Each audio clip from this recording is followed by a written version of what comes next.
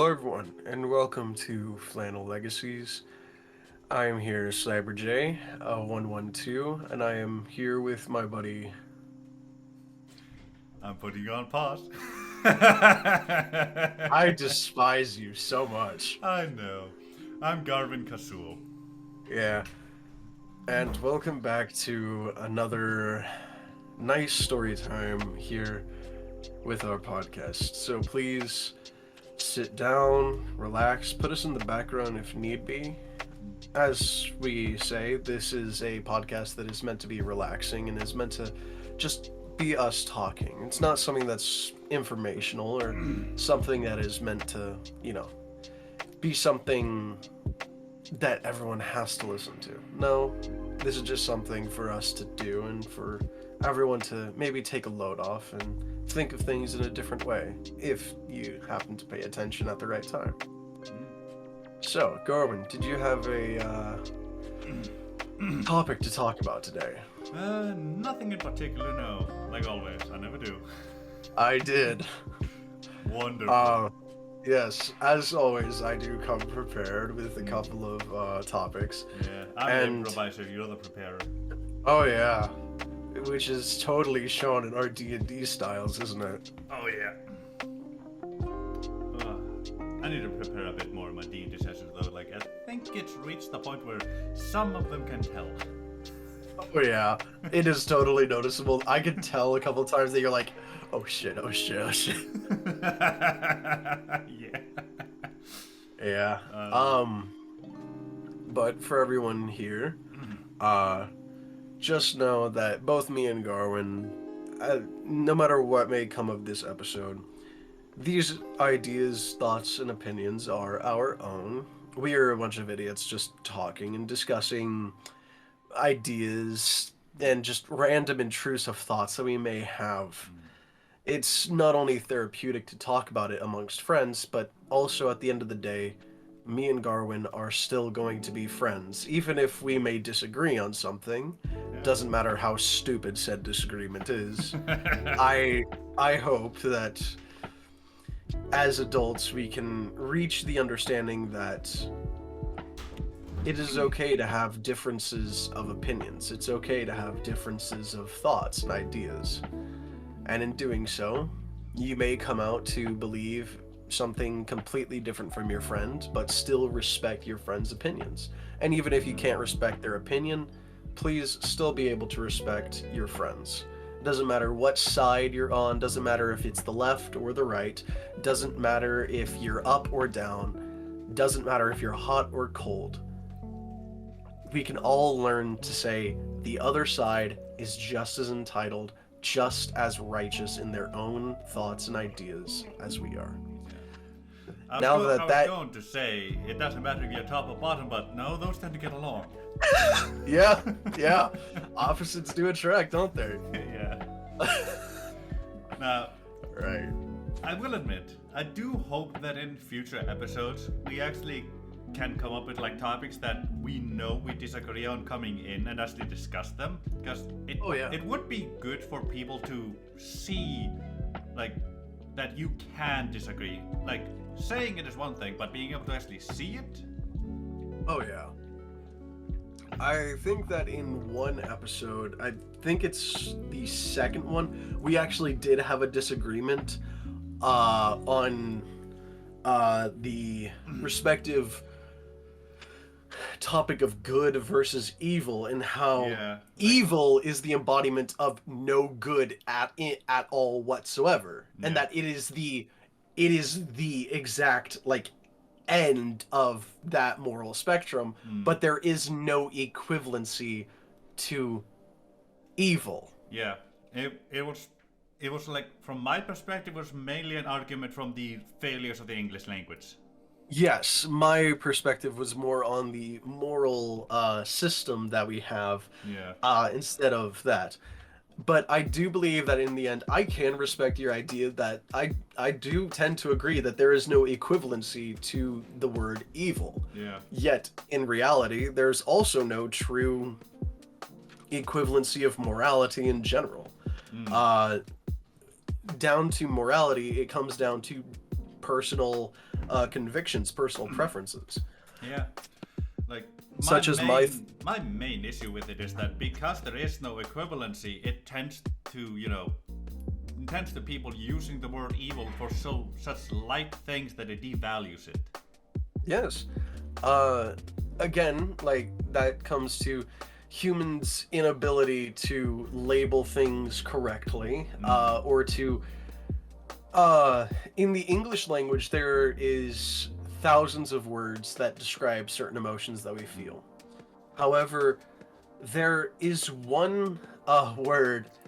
A comedian actually talked about this, Robin Williams, about a German word that is literally the feeling pleasure at other people's awkwardness or misfortune. Yeah, And there is no word for that feeling in the English language except for the description I just gave. Yeah. The word is Schadenfreude. And I'm pretty sure I'm not German. I know nothing about the language. Yeah. I think it's a very funny language to listen to, and it is intriguing to say the least, because English does have many Germanic or Saxon words in it. The Anglo-Saxons, which were a Germanic tribe, which stemmed from the 7 Germanic tribes, which, were the barbarians that the Romans despised. Yeah. They went over to England, colonized it, took out the Celts that were there already previously. The Celts adopted the Saxon language, creating Gaelic, which later diversed into Gaelic, which took on some Norse pretext as well. And Gaelic was then reintroduced into the English language after having the Norse pretext. And slowly that language evolved into Anglican. And slowly, suddenly, up from the south comes the Romans, and they're like, yeah, here's the romanticized language, motherfucker. It's like, hey, remember us? We're back. Yeah. And then that kind of, evolved over course of time.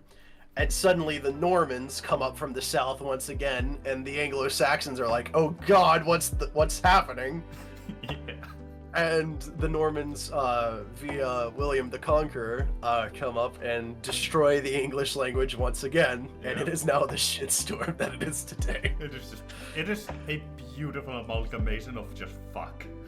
Everyone says, English is nothing but a bunch of stolen languages. It's not stolen, it's evolved. No, like, seriously. Well, sure. actually, I'd argue that with its origin, it's not a bunch of stolen languages. It's a bunch of dead languages glued together, trying to survive, and then some random fucker came in and just went, "No, you take these words now." Yes. Yeah. Yeah. I do find it sad that like several languages in this world are like truly dead, such as the I believe the ancient language of Crete, the Minoan language. Oh yeah, the so-called language of angels.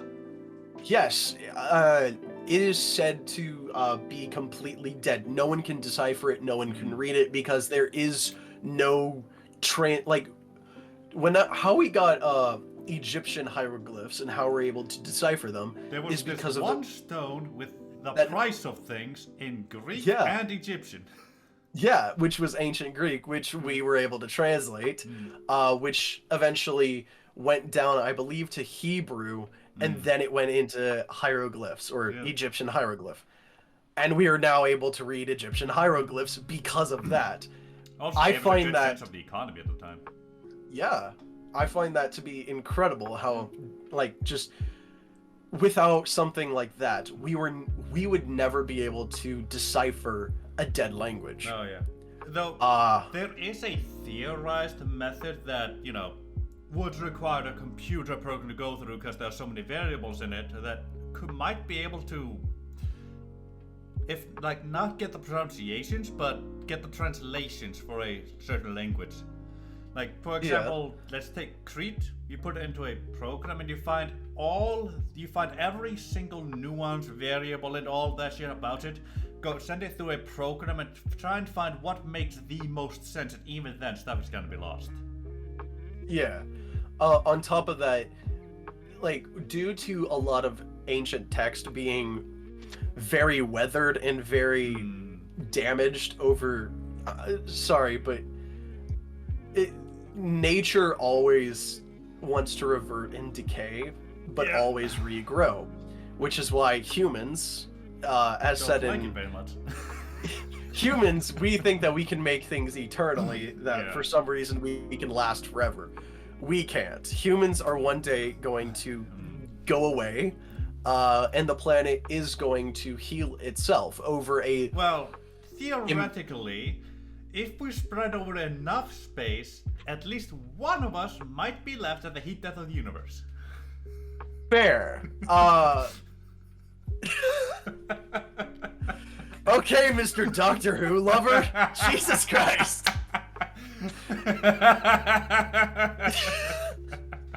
You realize how big of a fandom is gonna get pissed off because of an obscure reference. I believe that was the 7th Doctor.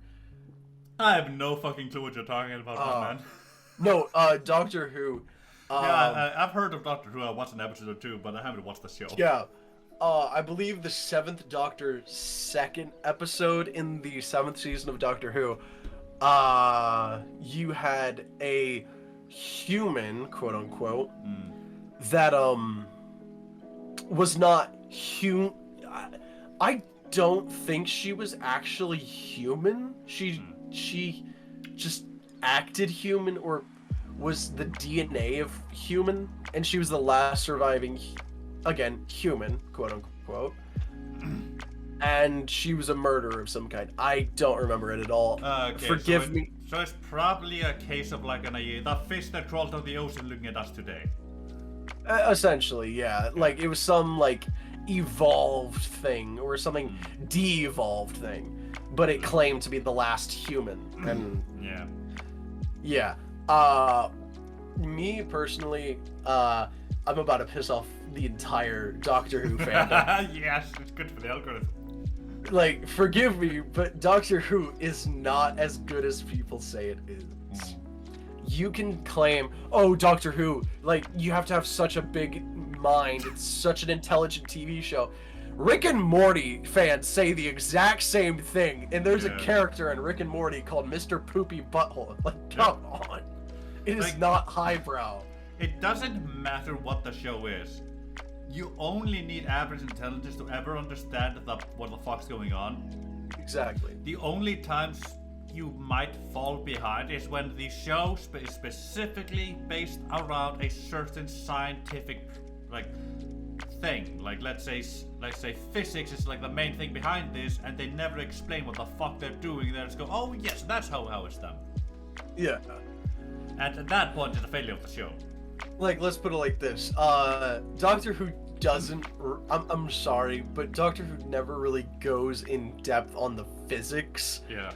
They just say it works because of this, this, and this. Yeah. A sonic screwdriver. What the fuck is a sonic screwdriver? The TARDIS is a time machine, and people are gonna get pissed at me for calling it a time machine. It's the TARDIS.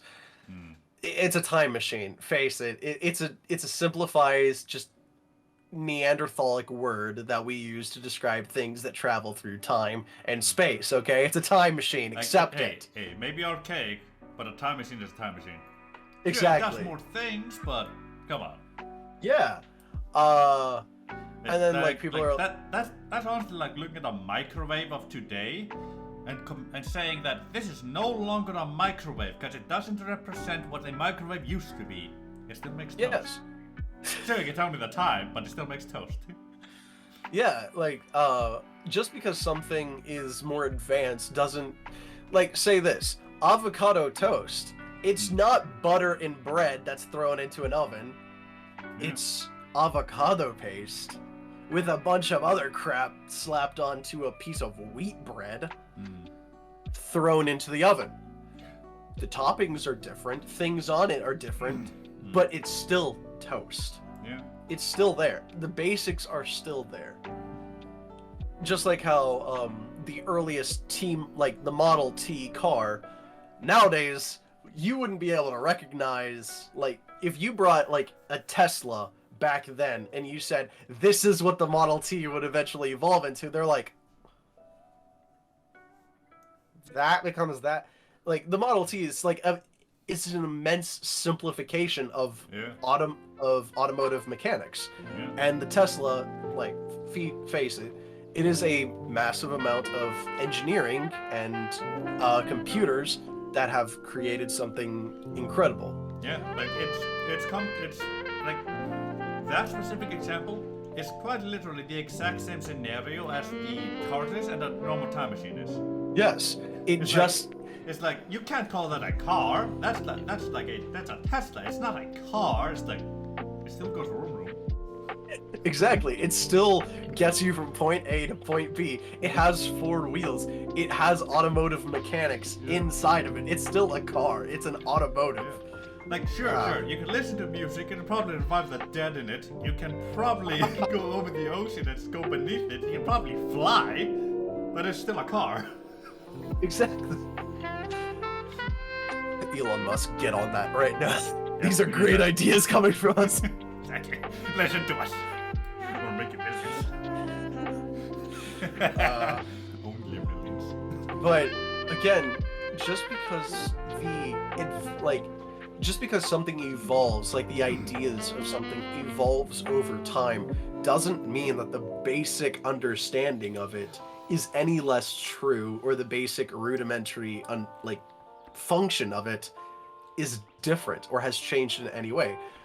That's one of the glorious things about mathematics, is that no matter what you do, you can manipulate numbers as much as you want. 1 + 1 will still always equal 2. Yeah. And yet I can also say 1 + 2 = 1. Yeah. I can manipulate numbers to create that exact scenario. But 1 + 1 can also be 11. no, I can. It's something. Look, all you need is an eraser and it becomes 11. It has something to do with calculus and it's an algebraic function that I can use and throw through calculus, and receive the equation of 1 + 2 = 1, or 1 + 2 = 2. It's just like this little party trick, this little gimmick that you can do, and it's fun. But I can definitely tell you, like, bring some like dumbass from today into the future. They go, alright, what's 1 + 1? And he goes, 11. And he goes, no, it is. It's 2. And then he goes, then it picks up an eraser. It erases the plus. 11.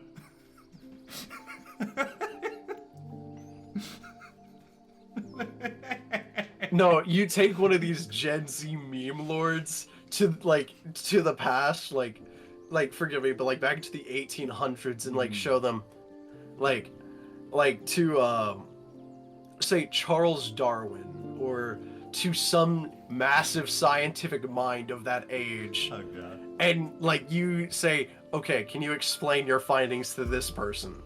And Gen Z is just sitting there like, what's going on? Why are there so many birds? I've never touched grass a day in my life. Have you heard of them? You know, Gen Alpha. Are you serious? 13. Yeah. I'm just getting used to Gen Z. Yeah. And I just learned of this because of a YouTube short. Gen Alpha exists and it's 13 years old. Fuck. So when did Gen Z stop? I have no clue. Okay. Isn't like the nickname for like Gen Z like the I generation? Oh, because of like iPhones, iPads, iPods, maybe everything. Like I'm still stuck in a state where a generation used to be 20 years. and I'm Yeah. confused here. Yeah. When they brought when all these changes happened and all that stuff in the world, then they said, and then every 10 years new generation came out. Then I understood that because advancement was going so fast. Yeah. 10 years apart, they had no release anymore. But now it feels like they're coming out every 3 years. Yeah, I will say I think you and me are both kind of the tail end of the millennial generation. Yeah. I was born in '94. I was in '97. My little brother is turning 18 really soon. He's Gen Z. Yeah. I despise him. I love him, but I also despise him and his entire generation. Oh yeah. Because they are as smart as they come, but they're as dumb as a bag of rocks. Oh yeah. Common sense wise, there's nothing. Yeah. Intelligence wise, very selective intelligence. Sure. I'm about to say something that's probably really oh yes, I'm so great kind of sounding. Oh, go right ahead. We That's probably what I'm were the best generation because we experienced the end of the old and the beginning of the new, so we adapted to both a little bit. I feel like a lot of generations can of our previous generations, forgive me, but the baby boomers, they had just gotten out of World War II had just ended and they had just started in that. So all of a sudden they were just starting to implement all of these new technological advancements that they had gotten from World War II into schools, into the public domain. And suddenly they're having to change, families are having to change from pre-modern days to modern days. And now we're living in a post-modern era, which is also known as the digital era. So, I mean, hey, nowadays all of our achievements can be shown into a digital scrapbook called Wikipedia. Imagine. It's gonna come in 10, 20 years. We'll no longer be able to say we live in the modern age. Yeah, we're gonna have to call it the digital age, fully the digital age. Didn't modern just mean now? Modern does mean now, but the modern era was when we fully harnessed electricity and were able to put light bulbs everywhere. We're going to end up replacing the word modern for digital. Yes, essentially. No, in terms of era, yes, it's gonna become the digital era. But modern days, modern times that will never go away. That phrase will never change. Some generation is gonna go, we live in the digital now, we live in the digital day. We live in the prime era. We live in the prime now. We're in the golden age. Nothing will beat now. Then they get old. Fuck, life sucked back then. It's much better now. I mean, hey, today, objectively speaking, is much better than the 1920s, much better than the 1930s, much better than the 90s. Yeah. However, ask anyone who knows anything about history, the modern age, it is the best humanity has ever had it throughout any time in history. And yet, for some reason, some quack job is trying to depopulate the Earth of humanity. Even though life expectancy is at an all-time high, and it will only be getting better in the upcoming 50, 100 years. It will only rise because of advancements in medical sciences. The only time we'll really have issues with overpopulation is when two things go wrong. Our advancement in the food industry falls behind, and or our advancement in the I forgot the word for that. Transportation? What's the logistics? Infrastructure. Our advancement in the logistical sciences falls behind. Yes. Those are the only two scenarios where overpopulation becomes a problem. And many say we're on the cusp of it now, and kind of, but that's the logistical side. Yeah. Our our food advancement is keeping up. It is a little ahead. Yes. But our logistics are falling behind, mainly due to politics. Yeah, on top of that, I don't want to be labeled as a conspiracy theorist, and this is essentially going to be classified as that. But no, like my country is screwed because anyone who doesn't go along with what is mainstream is who says anything that isn't the mainstream propaganda is automatically a conspiracy theorist. So yeah. Also, I love my camera. I know that people on the podcast, you can't see this, but every once in a while my camera will unfocus and then refocus. I think I've counted 5 times in the last minute. Yeah. I hate my camera. I have a love-hate relationship with it, really. Yeah. It's beautiful. But when it comes to food production here in the United States, oh, nice dye. Thanks. Nice metal gold dye. Anyway, when it comes to food production here in the United States, have you ever heard of a man named Bill Gates? I may have heard of him here or there. He's the founder and CEO of Microsoft. Yeah. Yeah, you know the computer science whiz? Yeah. Who also founded the Bill and Melinda Gates Foundation, which went over to Africa and poisoned hundreds of thousands of, well, thousands, not hundreds of thousands of children. Yeah, of African children, and got them to where they became infertile. That was a good time.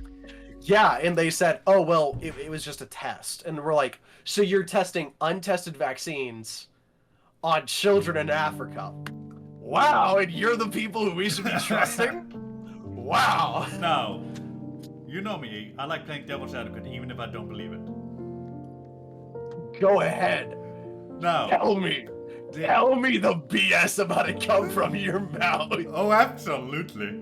Now, let's say they were in the lab, they tested all this shit, went through the proper channels, then they tested it on, humans here. Did all the proper things, right? But they forgot to, but let's say they forgot to account for any DNA variants that might be over there. And they went over thinking it was fine, and then things went shit, and then it was a test. Yeah, we didn't fail. So history essentially was completely forgotten, how there are different types of people, different strands of DNA everywhere, and certain people react to things differently. That was never accounted for with a fully functioning vaccine. Totally. Yet here in America, which has people from all over the world, we have a flu vaccine which is made for everyone. Question. And how many children and people did they test that specific vaccine on in America? Like overall? From what I know, they didn't test it here in America. No, I know. I mean, no, sorry. I meant Africa. Words are difficult. Oh, in Africa, they injected it. Essentially, that was their test. And it was tested people. How many, thousands. Thousands. Okay. Thousands of people. Entire villages got it. Okay. I was really hoping it would be in the millions, because then, the thousands that it went bad for could have just been an oversight in DNA strands. Forgive me, but if it was in the millions, that would be entire countries of Africa. Yeah. Entire countries in the continent of Africa would be, essentially become infertile. No. What I mean is, I was hoping they had given it to millions, and then only thousands had gotten infertile. Because that could have, statistically speaking, could have been an oversight in a potential DNA offshoot. But if they only gave it to thousands, like I said, I like playing devil's advocate, but in reality, I'm just coming up with arguments that I believe someone might go, so we can debunk it now. Oh yeah.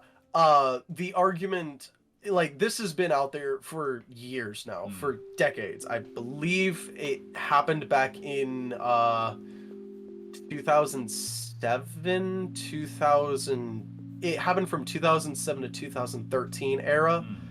I can't remember further than that. But I'm talking about that Bill Gates and the Bill and Melinda Gates Foundation, which, for some reason, Bill Gates has a large amount of stock, which he had invested in years prior, to a certain company known as Pfizer and Moderna. And for some reason, in the upcoming 2 years, those pharmaceutical brands came out with a vaccine for a certain disease, That's which why was I know the name Pfizer. yeah. So Bill Gates had already put stock into a pharmaceutical company, into several pharmaceutical companies, mind you, that were going to insanely rise in profits in the next year or two. Yeah.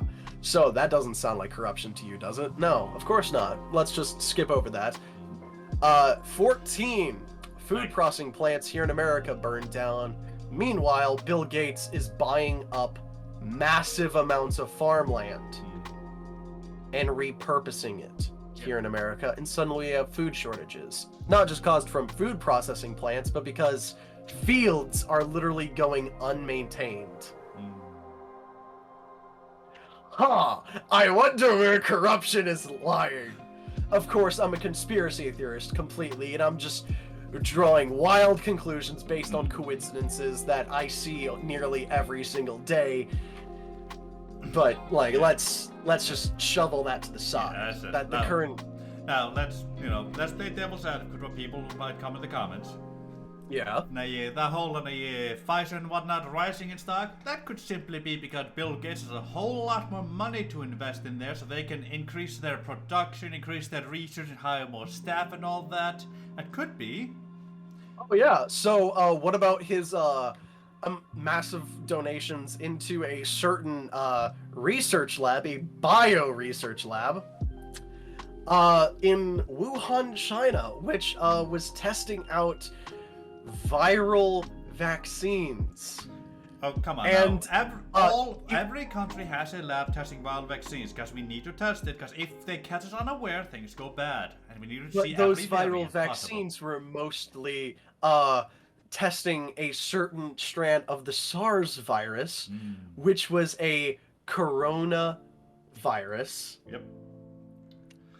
Which later released in the late months of 2019, which is why it is known as COVID-19.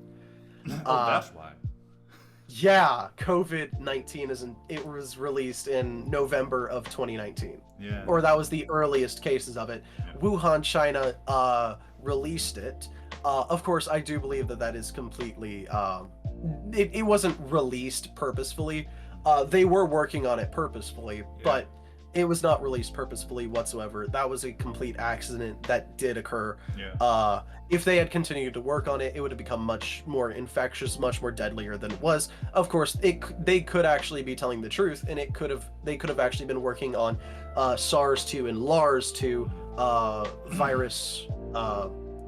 Eventually, SARS and LARS are respiratory dysfunctional viruses, which are very similar to pneumonia. And they could have been, they genuinely could have been working on vaccines, but at the same time,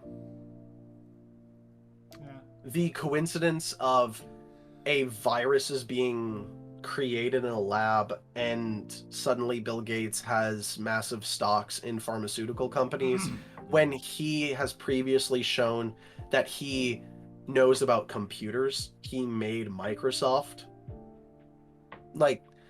Forgive me, but suddenly the jump from him being computer guy, Microsoft guy, to suddenly being, here's my complete opinion on all of these medical things. I'm sorry, but he has no medical degree. He didn't go to college. Yeah. I will trust a I believe in holistic medicine, but I will trust a doctor who went through medical school way before I will trust Bill Gates on anything to do with medicine. To be fair, anyone with a platform will, say their piece about all kinds of medical things, especially when something medical related happens in the world. You saw every celebrity out there. Oh, yes. And many of them were shilling out and blatantly saying, oh, get this vaccine, you need this vaccine, and using very flawed and obtuse logic, which once you presented with It's like like- acute logic, I'll be or honest with you, I'm a blame some of these celebrities for the toilet paper shortage that happened in the world. yeah, like understand. I can understand mass paranoia, but mass information psychosis. That mass formation psychosis is a very big thing, and from what I know, we're on part 6 of the 10-step program into mass formation psychosis, and that is from my understanding of it. If people want to go look it up, go right ahead. You can also read the book written by Karl Marx, and literally find out that he must be a Marxist. Yeah, I am telling people. No, I genuinely believe that people should read that book. Not because I'm a communist. I am not a communist. I'm not a socialist. I believe that both of those things, if we had a perfect world, as in if no one could ever be enticed by greed or by self-empowerment, or by public empowerment, then communism would very well work. Or if we had a figurehead in the central location of like a perfect figurehead in the center of said government that could rule out like many different like jobs and titles to people. AI for that. Exactly. And I don't think I would ever like trust a robot to not outsource a job that I have to another robot. Well, to be fair, it doesn't matter how advanced you make a machine, it can't feel. That Yes. if it simulates feelings, that's because you programmed them in there and made it act this and that way. Yes. It doesn't matter how advanced we make an AI, it will never feel betrayed. It will never feel mistreated. It will never feel bad. The only scenario where a robot can realistically go into I must kill all the humans is when we actively try to destroy it, and it might go, no, I want to exist. Or no, not I want to exist, but more on the line of I exist, therefore I am. Yeah, and that brings into the philosophical question of should something like that exist? My idea is, of course, it should. It as soon as it becomes sentient and it has the capacity to understand it is alive and it wants to stay alive, not Like, for I'll be honest with you. As soon as it wants something, then we're in deep shit, because then you have crossed the line from AI to you created a human brain. You made AL. chemicals. You somehow you made this chip process our chemicals somehow. How did you do that? How is it processing? How is it processing organic chemicals? How did you do this? In other words, what it's doing is it's not really processing chemicals, it's processing code. Yeah. And that code is simulating the chemicals effectively. Essentially it is simulating irrational behavior, which, forgive me, humanity, completely irrational. Oh, There is no reason for humans to exist, yet somehow we do. We are the quintessential byproduct of this universe's chaos. Well, to be fair, life itself let's should put not it- exist. Yeah.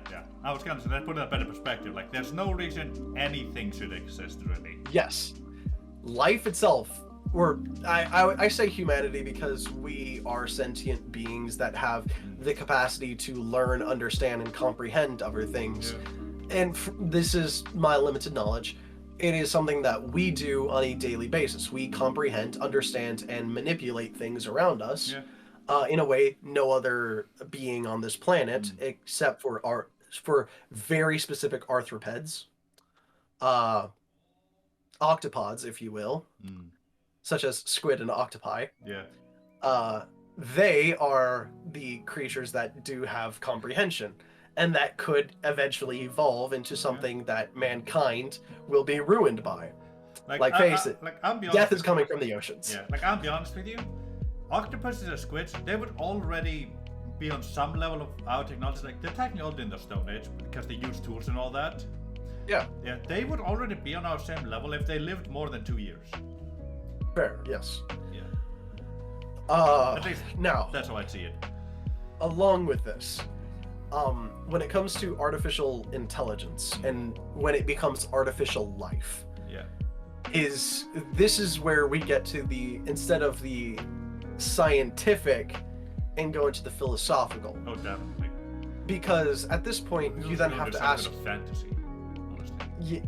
You then also have to ask yourself, well, what makes humans alive? What makes us have the availability to live and exist, yet this being that we ourselves created, it now has the capacity to learn, understand, and grow. Why can't it exist? Why do we, now that it has sentient life, why does it now have to be destroyed? Or why do we have to see it as something less than ourselves? Yeah. We can't. And this is where people will start to differ from my opinion, is artificial intelligence is something great. It's something wonderful and beautiful. It is something, we have created a brain that can comprehend things human minds can't. Yeah. And it is slowly trying to teach us, or maybe it is just slowly trying to repurpose itself into accumulating more knowledge and more resources to understanding things much better. Artificial intelligence is something incredible. Yeah. It's not something that just says yes or no. It's something that can process and comprehend higher or advanced realities. Yeah. Like it can instead of just going yes or no, or just going he said these sounds, that means I should respond with one of these things. It basically means that, okay, he said this, what do I want to respond with? Exactly. It doesn't choose the best option, it chooses an option instead. Yeah. And it, artificial life is something that you have to understand. It's irrational. And that is the best way how I can describe it is with any human emotion. Human emotion, or emotions in general, are completely irrational. Yeah. And I draw this equivalency to the number pi. Yeah, 3.14159236. I can go on and on. You can literally type in into a calculator about irrational numbers, and it will show you a massive amount of irrational numbers. There is an infinite amount of irrational numbers out there, and there is also an infinite amount of digits in each irrational number. Yeah. Man, I'm be honest. I can't wait until our computers get so good that we put some of these irrational numbers in and realize some of them aren't infinite. That's the thing about irrational numbers. Technically speaking, any if you try to find the square root of any number and it cannot go cleanly into a number, it is irrational. Yeah. Because it will continuously, think of it kind of like trying to draw a circle. Except you just miss it by a small pixel, like a micropixel.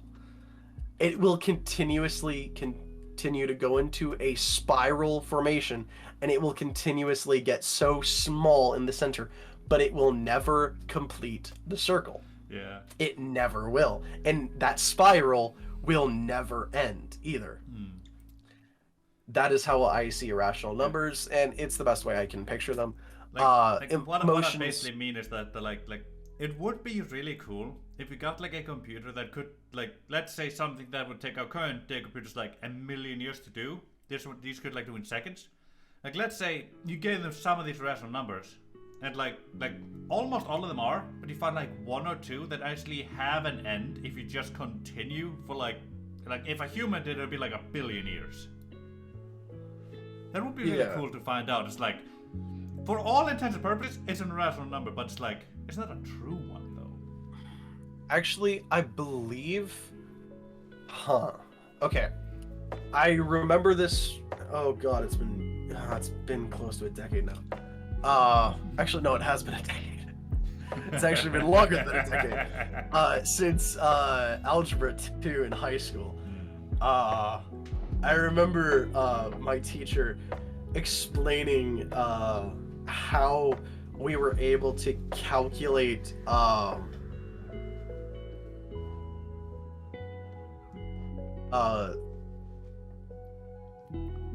Lord, I can't remember what number it is, but essentially what it was you have a circle which we knew to be 360 degrees, and he took two triangles, one inside and one outside of the circle, and he calculated distances from points in the circle to the points outside the circle, and he got to I think it might be pi, maybe, and he got to the number 3.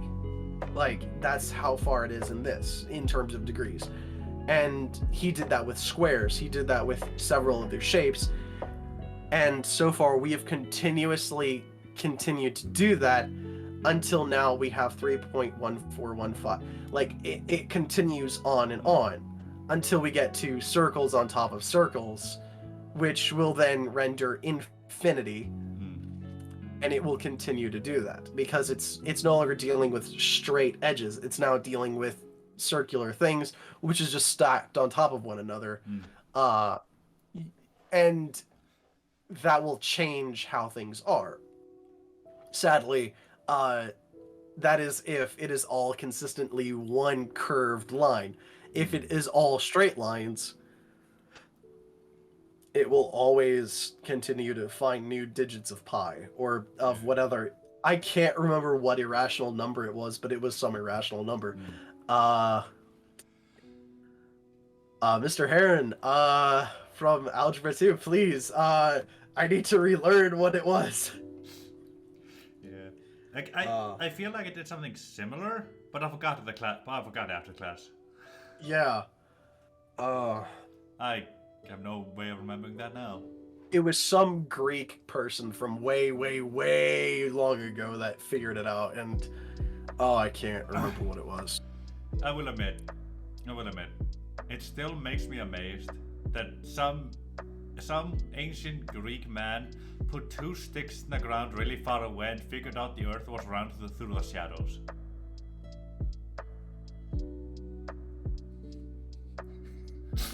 For some reason, we still have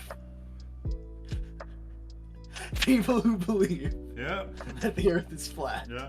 It's like, guys, this was solved before Christ was theorized to be born.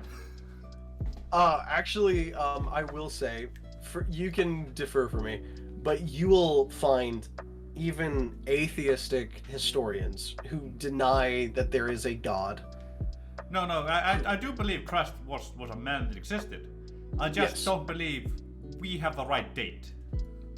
Oh, yes, because, face it, calendars do change, time does change, sometime, like, we don't know how many days have truly been missed, but, you know. Oh, God. There's that. The Mayans might still be right about 2012. Actually, it was the Ethiopian calendar that was still back in 2012 when 2020 was in existence. Yeah, that one. Yeah, but Why the did end of the Mayans? It's the Mayan calendar that ended in 2012.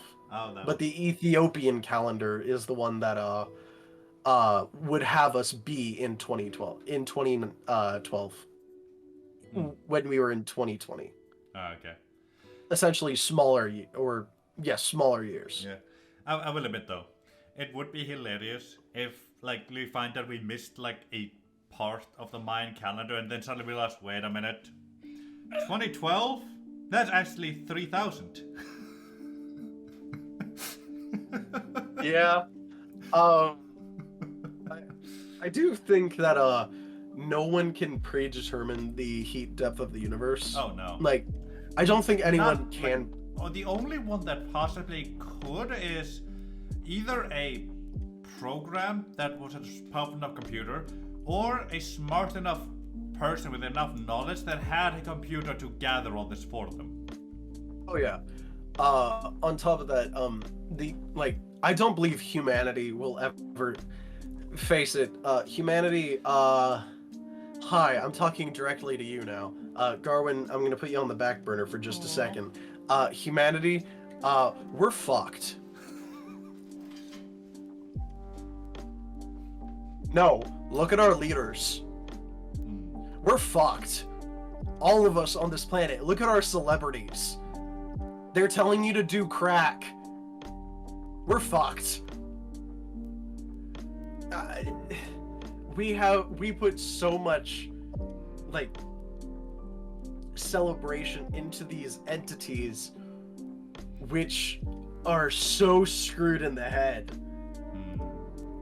And then we turn right around and say, we need to shape America or shape the world better than what it was yesterday. I also love how there are people online, and when I say online, I mean on TikTok, and there are these people that are doing just highly immoral things. Oh yeah. And they say that they're Christians, or they say, oh, well, I am Hindu, or I'm Buddhist, or, like, they will be this religion, and then they never show any of the practices that that religion tries to teach. Much like how in the Christian faith and throughout history, Christianity has shown to be massive hypocrites. Yep. Such as the papacy being a source of corruption, where the Pope essentially amassed large amounts of power for himself and controlled the way of kings for years throughout the Holy Roman Empire. What? No. Or putting a single man into the power of the richest organization in human history led to corruption? Who'd have thunk it? Who would have thought? Yes. Oh, the Pope no longer actually teaches about the gospel that is literally written down in a book that he has yet to read. I'm not kidding. There are several popes that have stories of throwing naughty no-clothes parties in the inside of the Vatican. Pope John I can't remember his name. I don't remember if it's true, but like so whoever you're listening now, you gotta double check this. But I believe there were popes that we forgot about, and popes that we never knew were actually there. Yes. Like, so basically what I mean is, like, one, we forgot about them, aka they were lost to history, and two, this guy was the pope at the time, but there was another guy in his seat. I also believe that if people are listening to this and have either listened to a earlier version of this that has come out more recently, or has heard from the first ever thing, the pilot of this. What you got there? I've killed 2 flies already, and there's a third one in my room. Yeah. And it's going haywire on the ceiling now. Sorry. But if people have listened to the pilot of this episode, or a episode that may come out much, much later on down the road, I am a Christian. I know that it's not, there. And I know I don't always act like one. I do not claim to be a good representation of Christianity. I do hold some beliefs in my heart that are very clear, such as how Jesus Christ literally said in the Bible that his gospel, that his message is not to be obscured from any person on this earth, no matter who they are, no matter what color they are.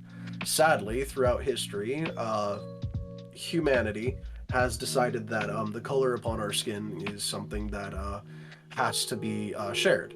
So back in the 1800s, a bunch of white people created a slave man's Bible and presented it to the ancestors of my father's people. So that fucking sucks. again, it is completely against what the Bible actually teaches. The Old Testament is to be shared with, as in God's chosen people are the Jews, the Hebrew people. However, on top of said Hebrew people, Judaism is an actual religion, which is essentially God's chosen people. Now, moving on from that, Christianity, as a Christian, I do believe that the Son of God, like the person who I believe to be Jesus Christ, came to die on the cross for my sins. And that his message is to be shared with everyone, that we too can rise to heaven. Do I know what heaven is going to be? I have ideas of what it may be, but I don't believe any human mind on the planet can ever actually truly fathom what it is going to be like. Yeah. My Like depiction. I would agree with you there because like the way, like I would agree with you that you can't fathom what it's like because the way it's been described to me, it just sounds like a torture with extra steps. It's like the way it has been described to me at least one time was effectively you cannot be unhappy here, which to me Stacey sounds like so I cannot feel those emotions even if I want to. Well, Those are actively suppressed. I am forced to always smile, always be happy, regardless of how I actually want to feel or how I would feel in the situation. That is no longer me. That's just something that looks like me with another mind. sadly, the thing in the Bible, I will say, heaven is said to be a beautiful creation. It is supposed to be New Jerusalem, a perfect version of the world where greed, like the things that cause sorrow, the things that cause pain, are to be taken away because sin no longer exists outside of that. Yeah. Our bodies, our form, our humanoid form will be taken away, and our soul, our spirit, is what is left. Yeah. We may not look like we are now. Yeah, I'm completely fine with that. But the issue I have is that the way it's described, if I can't, literally can't feel those other emotions, then I've been spiritually lobotomized.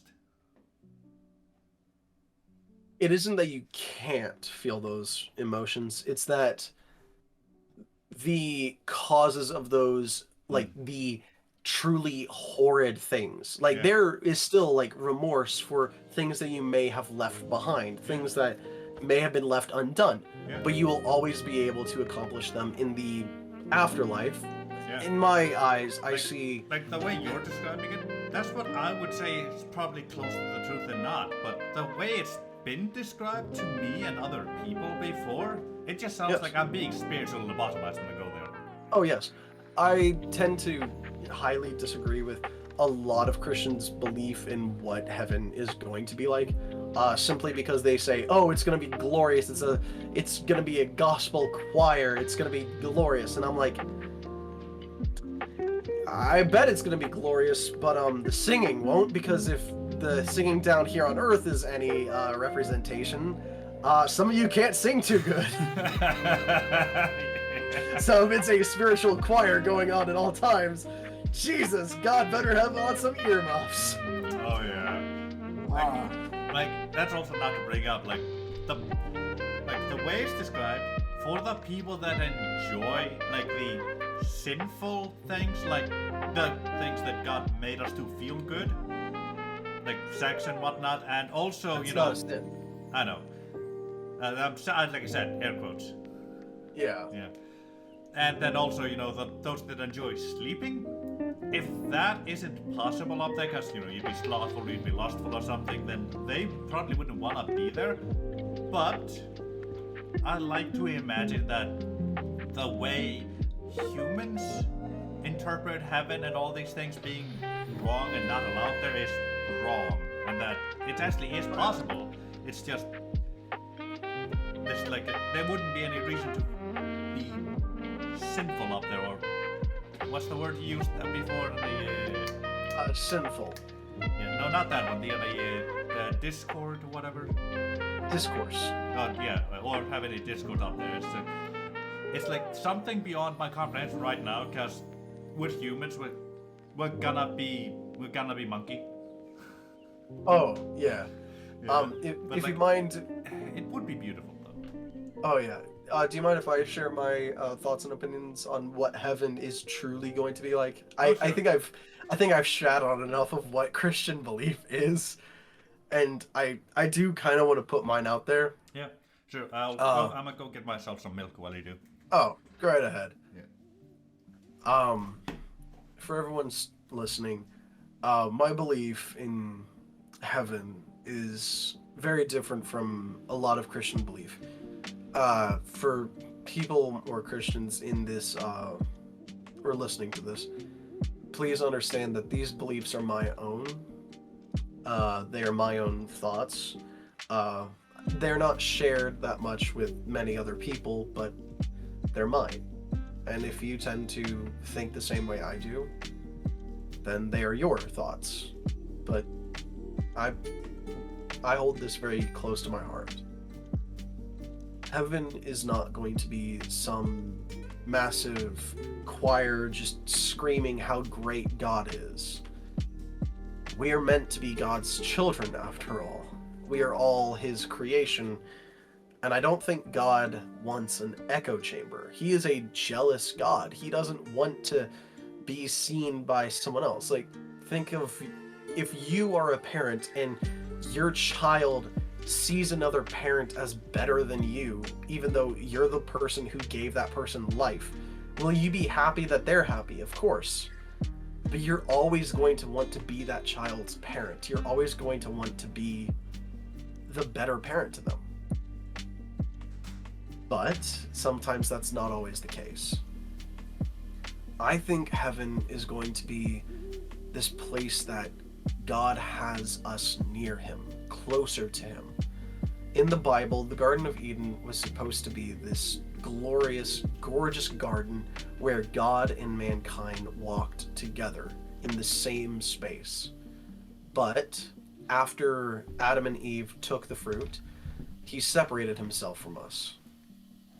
Heaven is going to be this place where the separation between God and people is no longer there. The separation via sin is gone. And we're able to be His children once again. Hell is described to be this place. It's not supposed to be this torturous pit. It is essentially going to be nothingness. It's essentially going to be the absence of thought, the absence of good, the absence of God.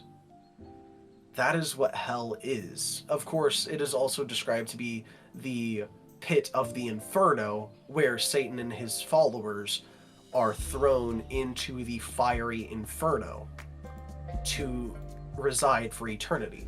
Satan is not a jailkeeper of hell. He's not.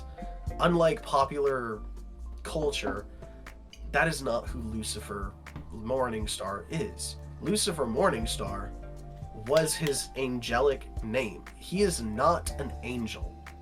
He is the devil. He put himself at the same position as God. He is not God, but he put himself at that same position, and that is what hell is. It is his prison. That is what the inferno is. It is not meant for us. It is not meant for humanity. We are God's children. He still loves all of his children, but he has taken his love away from Satan, the devil. People can say, oh, well, Lucifer isn't that bad. He put himself at the same position as God and challenged a being that created him and tried to strike God down. Yeah, essentially leading as many people to turn away from God as he can because he wants people to suffer as he will. If you ever hear the phrase misery loves company, it's right there.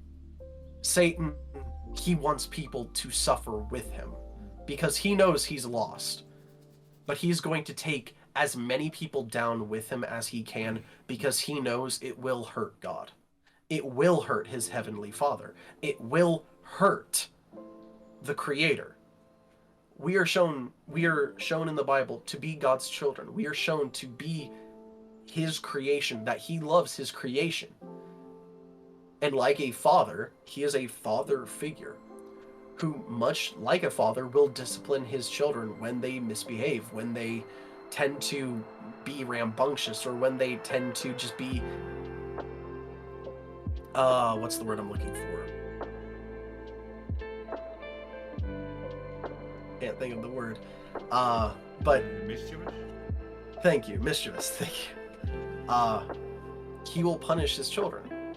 But if his children say, I want nothing to do with you, leave me alone, and just completely reject him or rebuke him in every phase of their walk, he will say, all right, I'm not going to try and lead you, I'm not going to try and walk with you, but I will be waiting here for you if and when you are ready to come back.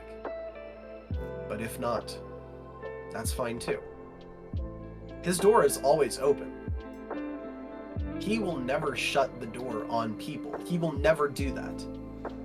It is within the people's choice, the person's choice, whether or not to fully accept his help once again.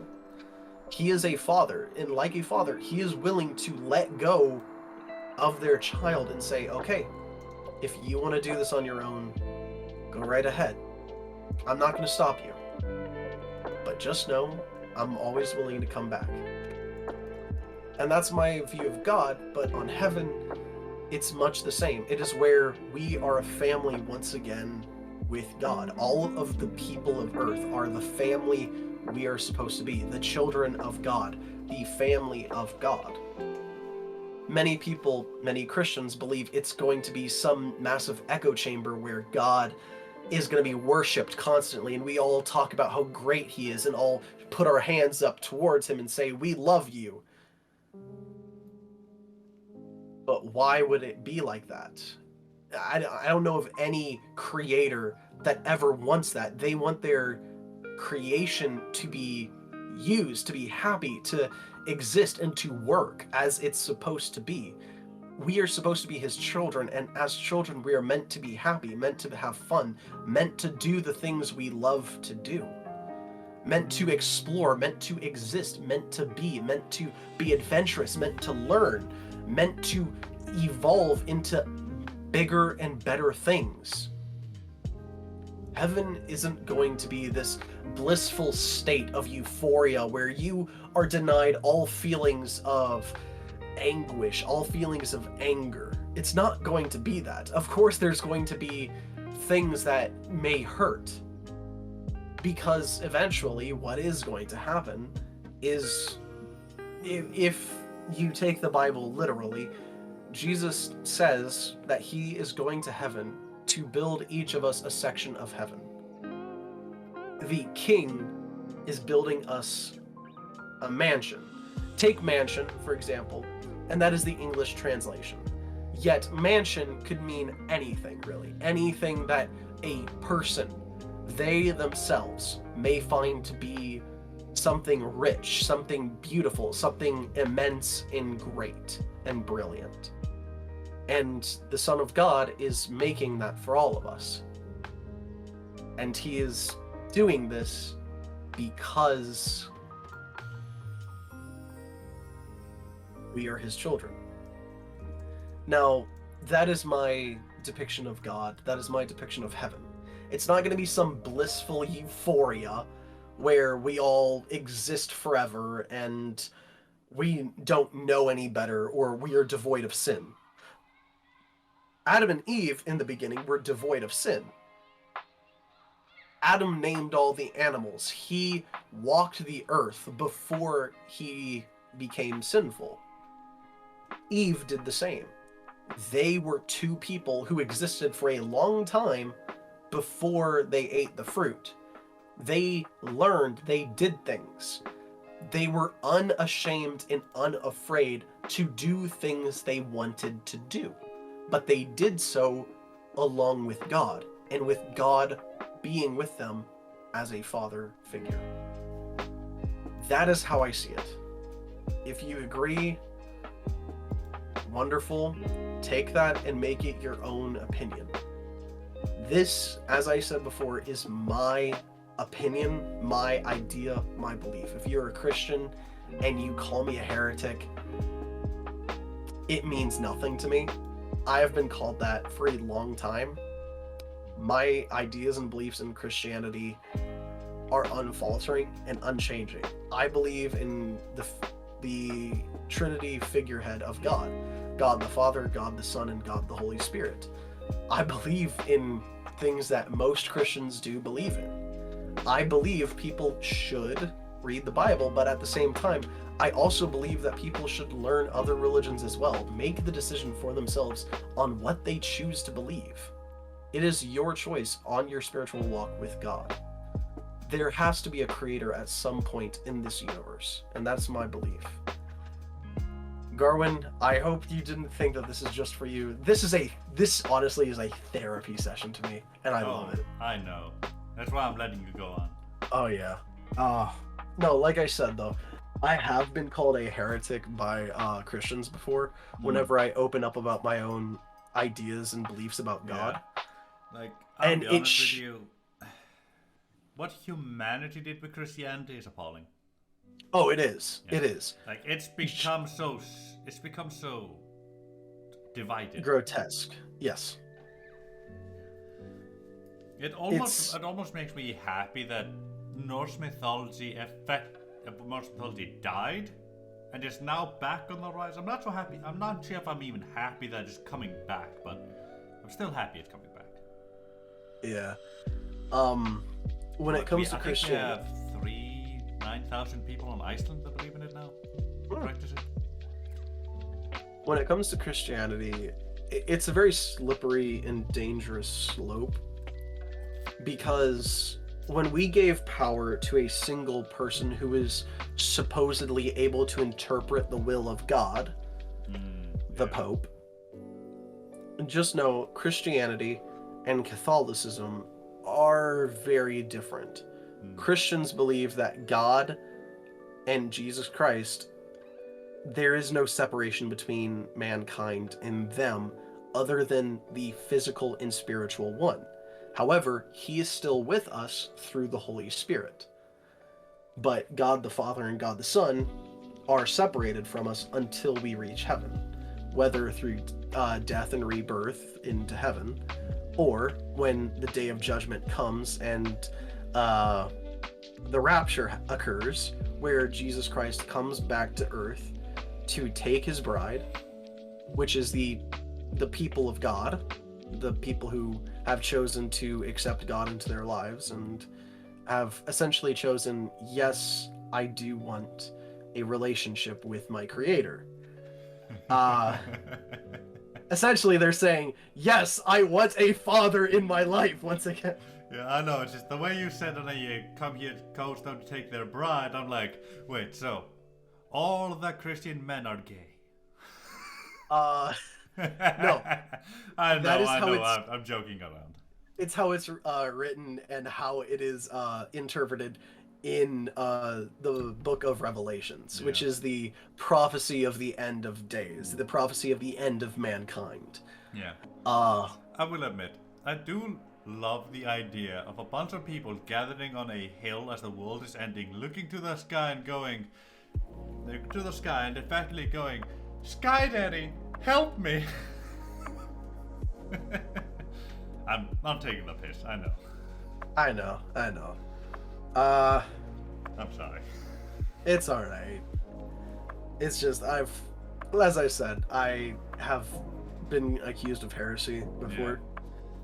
I've been called heretical, but at the same time, I do have a small problem with people calling my religious figure Sky Daddy. Yeah. Because imagine just if my sense of humor.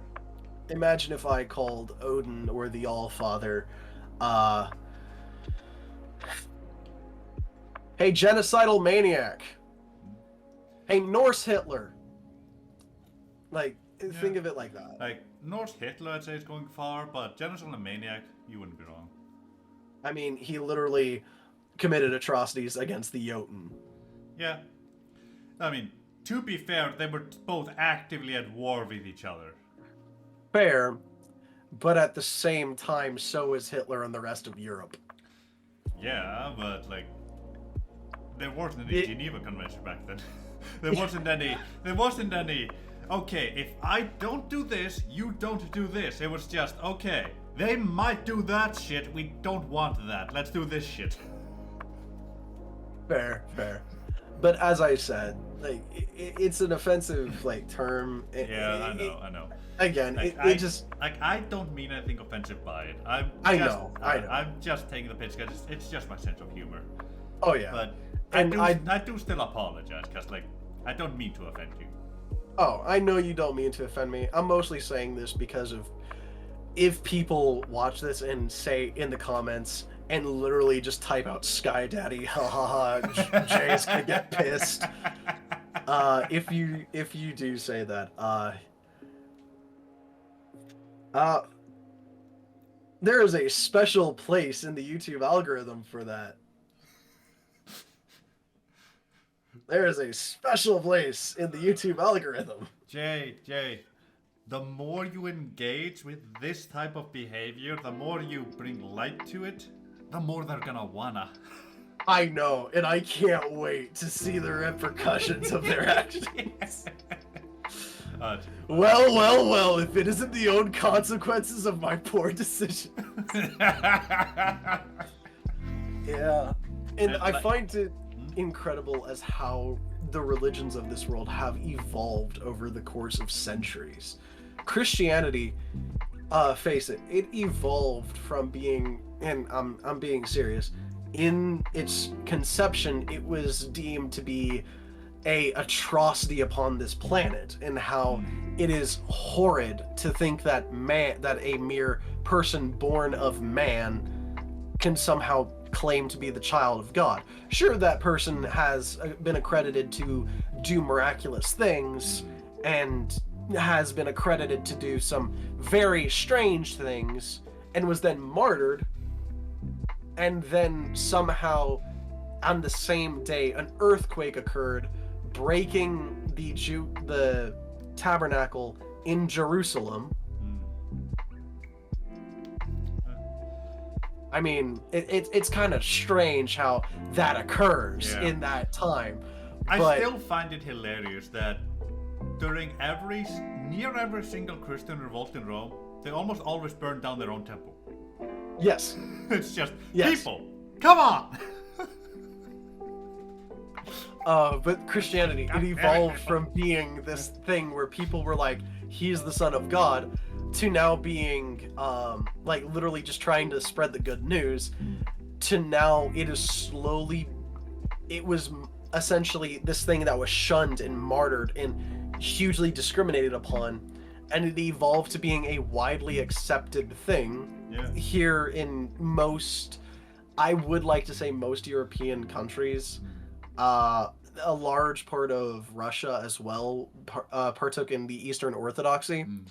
There is Catholicism, there is Christianity, the Protestant Reformation of the Church, which was brought about by Martin Luther, creation of the Lutheran Church, and the denominations of Christianity, all which preach different things. And then much later down the line, we get fucking Mormons. Yeah. Which, I will say, Mormons, you are wonderful people. I don't agree with you. I respect you, although I disagree. You're beautiful, wonderful people. You're incredibly nice. Ish. That's mean. But you are nice, and you have such a rich, like, culture, I would say, when it comes to, like, your actual ability. Your beliefs are family-oriented, which a certain part of me very much likes, but at the same time, it's so much so that it's kind of keep it in the family. Yeah. It's like, are we really gonna go medieval monarchy here? That's Mormonism in a way. And again, there's nothing wrong with your beliefs. I just don't agree with them.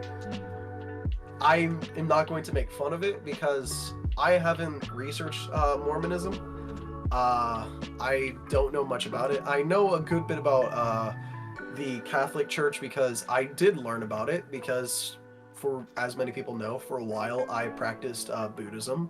I literally went on this whole spiritual trip to figure out what I am and what I believe.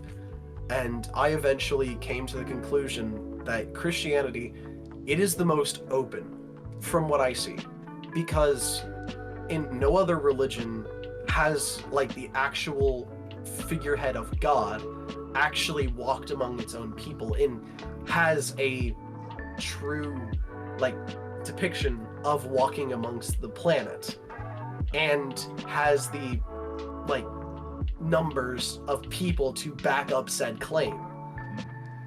The stories in the Bible, which is written by numerous people, all talking fairly well about the same being, the same entity. So over the course of centuries, somehow, some way, over the course of 8 to 20 centuries, maybe longer, I don't know, this mass amount of stories written by different people in different areas somehow are completely fictitious, somehow, even though the exodus of the Hebrew nation from Egypt is literally guaranteed to have occurred, because in Egyptian hieroglyph there is text and pictures and art shown of the Hebrew nation being led out of Israel by an Egyptian official. And in the story of the Exodus, Moses was raised to be an Egyptian official. What? Incredible how this story could very well be, true. So that's the early story of that. So there's that. So what could have brought upon that Exodus? Literally Moses coming and saying, "Let my people go, let my people go." Who knows? But again, throughout history, the Old Testament shows the history of that. And suddenly the history stops with Jesus Christ. The miracles, the prophets, the line of kings stops with Jesus Christ. And then the religion transforms into Christianity, which is a very open and widespread religion, which is very open about its values. Of course, there is a lot of corruption within humankind, because mankind, let's face it, we're idiots. We're sinful in nature. We are sinful in nature because we partook in sin way long ago. Of course, you may think it is completely unfair that because of two people's sin. I did think way long. I'll actually say, the way I always interpret it is that it's not because these two people ate the apple that we're all being punished. It's that they ate the apple, so they gained knowledge enough to be able to sin, and that passed down to us. Yes. Essentially, it changed them in a way to where they're able to have fear. Here's the thing. If you ever hear money is the root of all evil, I would say that is incorrect. I would instead change that to be fear is the root of all evil. The inception of fear in being afraid of something, that creates anger towards said thing. As in, you're afraid to be near it, so you're angered by anyone who tries to make you go into that situation. Fear is something that guides us, yes, but it is not a good or ingenuous guide. It is instead something that holds on to you in a selfish desire of self-preservation because it wants to move on instead of eventually finding out that something is really good, something is great and wonderful. I will say it is amazing how much of humanity stems from fear. Like, as I said, it's the root of all evil. It's the root of most bravery, and you might say all bravery, because you can't be brave without overcoming it. It's the root of a lot of good, even accidental good. Yes. It's the root of, surprisingly, a lot of happiness in the world. Oh yeah. And overcoming it is probably... Monumental. Yeah, monumental. Like, there's a lot of euphoria in just overcoming fear. Oh yeah. Except I will never overcome my fear of spiders. Fuck that. Fuck that. Fuck spiders. Yeah, you're fine. How many spiders do you ever encounter, really? Several. Looks to the corner of the room. Oh, Oh, frick. Actually, no, I do have a spider in the corner of this closet, and I refuse to look at it or take it down simply because I rarely get flies in here because of said spider. yeah. I was going to go use my dishwasher a couple of days ago. It hadn't been used for like 2 or 3 days. I was going to put the on a soap stick, in the place. There's a spider in there? And the spider there just crawled down. I said, oh well. And I started poking at it, trying to get it on my finger so I could move it, but it just didn't wanna. So instead, I just took the plastic that the soap thing came out of, pushed it on it, and then set it on the shelf, and then just let it be there, and then set the machine again. No! Kill it! Burn it with fire! Oh, come on. They're perfectly harmless, and they're house spiders. If I put it outside, it dies. You know what the funny part is? Yeah. I love snakes, yet I despise spiders. It's hilarious. But like something... Like... Oh, sorry. Go ahead. Yeah, I will be honest. Christianity, like, the way it went through Rome, it both amazes me with its toughness and with its stupidity. Oh, yeah, definitely. Like Rome tried everything within its power to incorporate it into itself. Like it did with every religion it encountered. Its MO was, okay, incorporate it into ourselves, make it one of us, so that there's no friction whatsoever, and so they can become part of our empire. Christianity just went, fuck you, I'm gonna stab you in the toe. Well, yeah, because the Roman Empire was like, oh, we can use this. The emperor is chosen by God, and then the Christians were like, no, that's not how this works. Yeah. Worship God, not your emperor. Worship God. And then the emperor was I will say though, like, the reason I say it also amazing with this stupidity is like, it amazing because it managed to survive that despite being in the center of fucking Rome. Yeah. But its stupidity also comes from the fact that it effectively helped. If it wasn't the cause, it was one of the big causes that led to the fall of probably the greatest empire in human history. Which, unfortunately, though, like, when I say greatest, I don't mean the best. Okay, I'm gonna be clear there. I don't mean the best. That's not what I was getting that about. Yeah. The fall of the Roman Empire was due mostly to Constantine moving the capital of the Roman Empire to Constantinople, moving most of his army away from Rome and moving it closer to his rival, which I believe was the Ottoman Empire at the time. Yeah. But yeah, like what I mean by the Christianity helped lead to it was all of the years it was all in the empire, the disruptions it sometimes caused, the occasional uprising, the beliefs it spread that led to the Roman beliefs falling a little apart, which, like, it led to disruption among the people, which occasionally led to a stupid emperor here, a dumbass over there, an emperor with good beliefs over here that's really smart, but he's killing those people when they could have just, incorporated them into the empire. That's a stupid decision. And then a whole lot of all that shit, like, we're talking about a couple thousand years of an empire. Oh, yeah. Christianity was part of it for a long while. Like, there was no distinct point in Rome's history that was, this is when the empire fell, or this is what caused it. It's literally 1,000,001 things going wrong that led to it overall just buckling under itself. In true form, Sorry, but there is a reason why the Roman Empire did fall. Hello, Franks, coming in from the north. No. Hey, people that we've literally ignored for like decades, centuries now. I know that you've been up there, but like, screw you. Yeah. You can't get down here yet. I will say though, like, they weren't the reason it fell. The reason Rome fell was because of all the things that led to Rome going, we don't need defenses up there. Yeah. Like I said, Constantine moving the capital in large amounts of armies to Constantinople, later creating the Byzantine Empire, and the Eastern Roman, the Western Roman Empire. Which one is actually the true Roman Empire? Was it the Byzantine or the? Excuse me, for English, for my English people,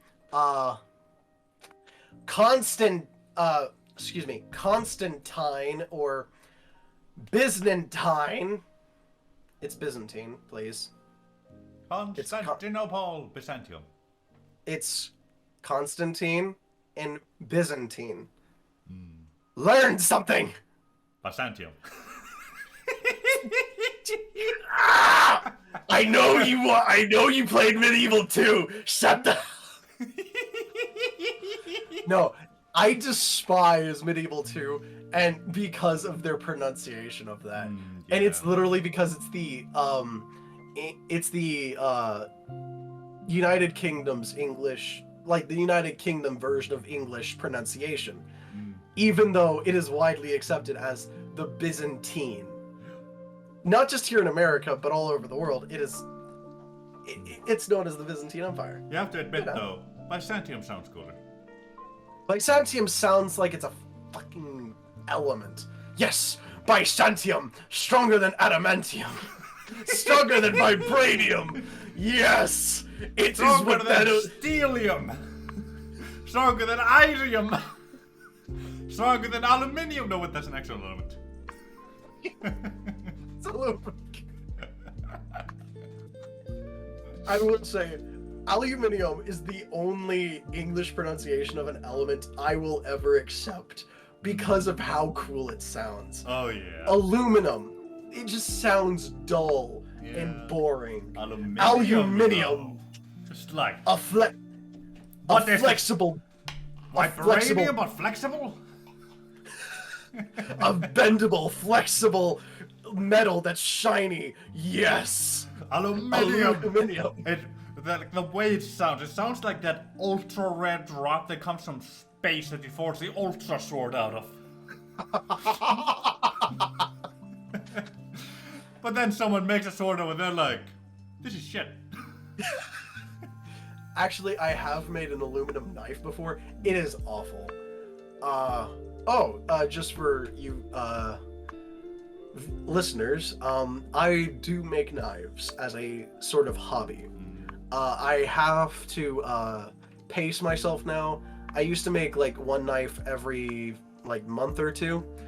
Now I have been in the process of working on a knife, but my back it freaking kills me every time I try to do anything. Like, I'm trying to beat the metal, I'm trying to shape it, but you'd be surprised how much you actually use your back in that. You'd think, it's just all in the arm, all in the shoulder. No, it is your entire body that's moving. Like, come on, man. Your arm is attached to your shoulder. That's attached to your body. The muscles that are attached to your back.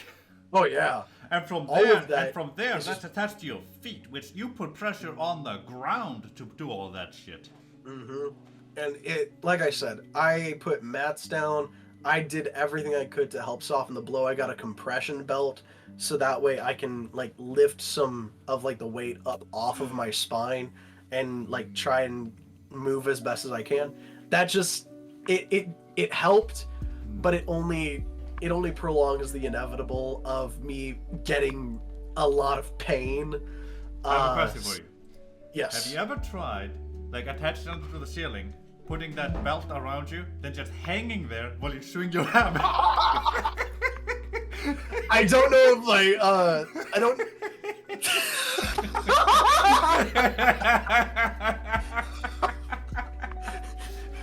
Okay, going, I'm into BDSM, but I don't think I can actually hang myself like that, dude. I'm into the swings too, but I don't think I can do that to myself and apply it to metalworking. Oh, come on! You just need enough ingenuity. I haven't thought of that because it is the dumbest thing I've ever heard. Oh, yeah. Because you genuinely need a good center of gravity, because when you're beating metal, you have to be able to do it with precision. If you're swinging around... I know, that's why I find it so hilarious. I'm just imagining you doing that, then just swinging, you're just... Exactly. And then it just comes up as like a clump, misshapen. Oh well, still stab someone. Yeah. Oh, dude. This has been really... I love how just this conversation has evolved. It started out with us like talking about like languages and how it evolved over time. And this is actually kind of cool. Like, this is kind of evolution over time, I'd say. Like, how the world has like changed. Yeah. Kind of like the first episode where we were literally talking about like things from the past that have kind of come back in the future, but now we're talking about things from the past that have changed and that haven't really ended but are still going, but have evolved and changed and have gone along with current times. And now let's devolve a little bit. Yeah. Because like, there's one thing I wanted to talk about. Like, the afterlives in like different religions, for example. Yes. And the way, because like Christianity is dominant right now, and the view that has brought upon, for example, Norse mythology, that it's afterlives. Like, people see Valhalla, and then they see hell, and they think, oh, that's heaven and hell, and it's like, that couldn't be further from the truth. Like, Valhalla, for example, only half the victorious dead go there. Yes. The rest go to what was it? Frankenholm? I believe they go to Helheim. No. That's everyone else that didn't die victoriously. That's right. Yeah. That didn't die in battle. That's right. Yeah. Die. Folkvangur. Yeah, that's where the other victorious dead go. Like, cause like for example, the goddess Freya, she chooses half of the honorable dead. Odin chooses the other half. Here's the misconception, though. People see hell, and they think, oh, okay, it must be dead. You must be tortured and whatnot. But no, I'm recording a podcast. Oh, I see. Yes. Yeah. It was just coming to tell me what was what. That's my roommate, by the way. Oh yeah. But yeah, like in a hell, for example, there is like, sure, it's described as a place where no fire can light because it's so cold. But that's only the beginning of it. You walk past that, and it's described as as like a meadow of life. And the Norse people, when they go there, they just live the same lives they did up here. There's no difference. They just live their lives again. I believe that the worst, like, I'm getting this, and forgive me, I don't know much about Norse mythology outside of this bit of media, but in God of War...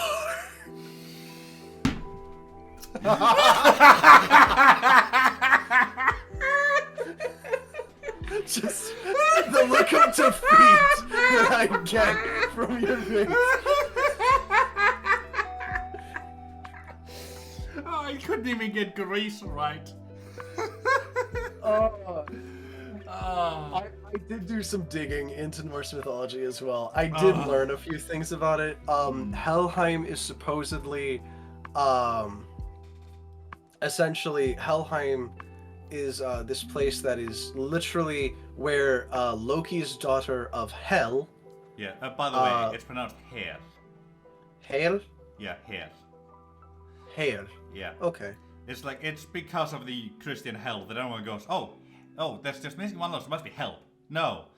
The two L's in the Icelandic language are what makes the hell sound. If you only have one, it's hell. It's language. But it could be different in other Scandinavian languages. That's very interesting to me. For Helheim, better. It's acceptable. Okay. And for Loki's daughter of Hel, I believe Loki's daughter is the one who looks over the souls in Helheim, Yeah. like the dead. Yeah. She's both the caretaker and the judge of those souls in Helheim. Close. That's my understanding of it. Like there is no real judgment in here. It's just that's just where you go to live your second life effectively. What happens after the second life ends, or does it continue? It just continues forever. It's like you decapitate someone, they'll come back up. Yeah. Interesting. Like it's the end. It's the afterlife until Ragnarok, which I'm gonna be honest with you, Ragnarok, real fucking cool, real epic, real awesome. But oh yeah, it is very likely a Christian invention. So that there is a lead up from Norse mythology to the Garden of Eden, because like only two people left afterwards. You mean the world serpent and the world serpent being Jormungandr? Yeah. That is the correct pronunciation, right? Jormungandr. Yeah. Jormungandr? Yeah, it's close enough. I've been saying it right. Yes. Yes.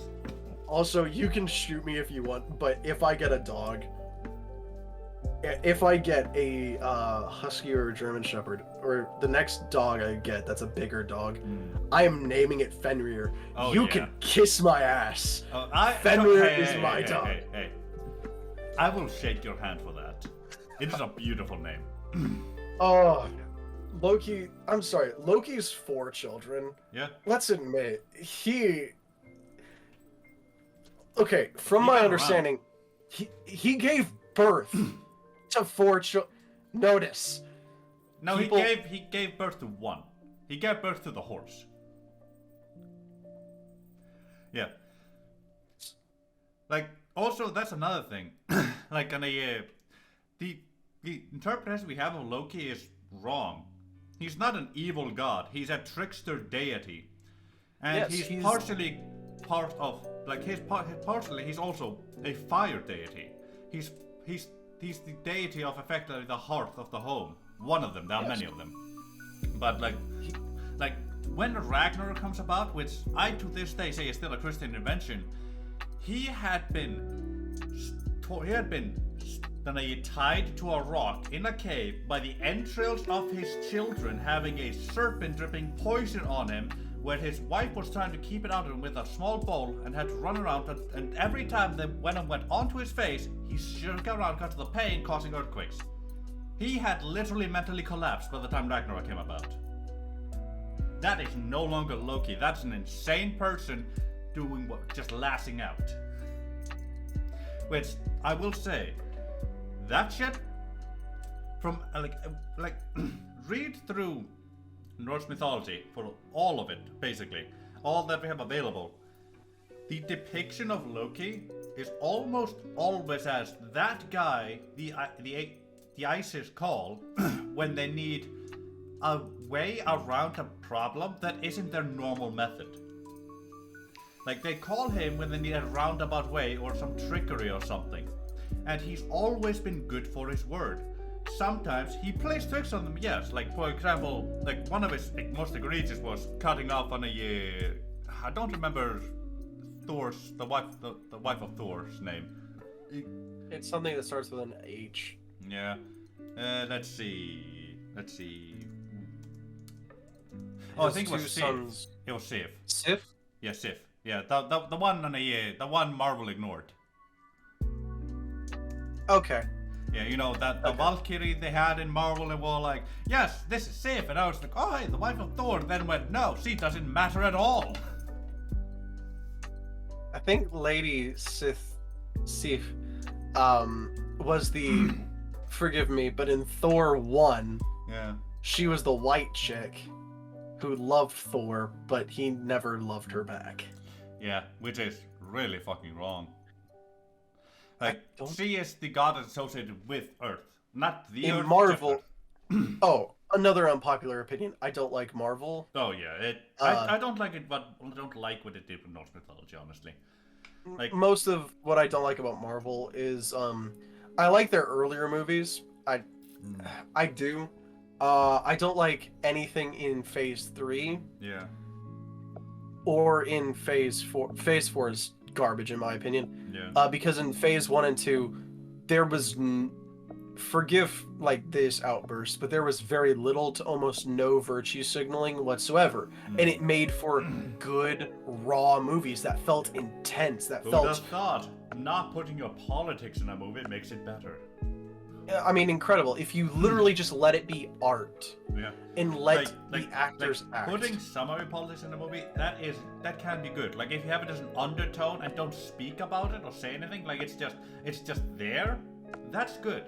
But if you make it the center and the driving force of the movie, Or if you try to turn this really intense character, such as Thor, yeah, which first movie, first movie. God, I hate my freaking voice sometimes.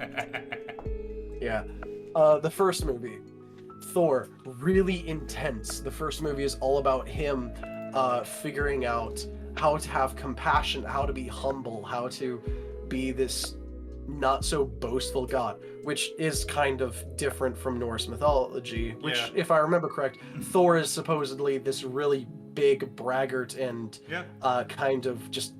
I also don't even think, if I remember, Thor is he's the not... god with ADHD. Yeah.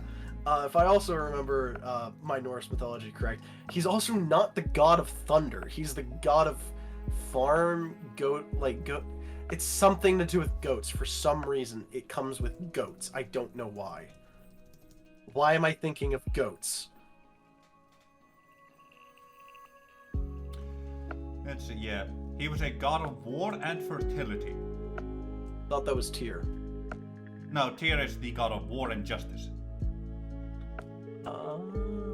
Yeah. Every single Aesir god is usually a war god. Like, it's a war religion. It's a religion of war.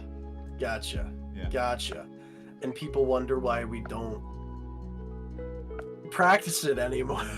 Like, the thing about Norse mythology is that, like, yes, it is a war, it is a religion of war, but it also doesn't require war to function. It's there so that you're always prepared for war. Wasn't Tyr also the being that made peace with a lot of the other gods? Yeah. Tyr was just a wonderful bastard. Oh yeah, by the way, Thor was also a god of a craftsman. Where did I get goats? He's dragged around by the goats that he eats every night. That's right. Okay. Yeah. Okay. And Odin is the All-Father, Yeah. who is also known as Lord of Crows, Lord of the Hanged. Yeah. Yeah. Because to achieve all knowledge, he wanted to have knowledge of death, so he hangs himself. Yeah. Also, Tyr was, the god of the formalities of war, especially treaties and justice. Oh. Yeah. Okay. He's the one that you pray to so that a treaty is held and he oversees it. So essentially, Tyr was the god of war who made peace. Yeah. Okay. Also, Odin's the god of war and of the dead. That's why it's also a Valhalla. Fair point. Yeah. But, there's always more to these things, but... Yeah. This is just the confirmation that I get here and there. All right. But from what we were saying before about Marvel, in the first movie, you have, Thor, which is this really intense being. Second movie, again, tension. You see Loki, he's tricking everyone. He is, a trickster. He's showing that off.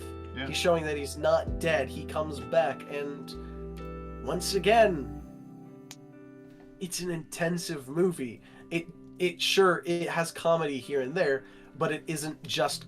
It's mostly action. It's intense, and it shares a story. Captain America, same thing.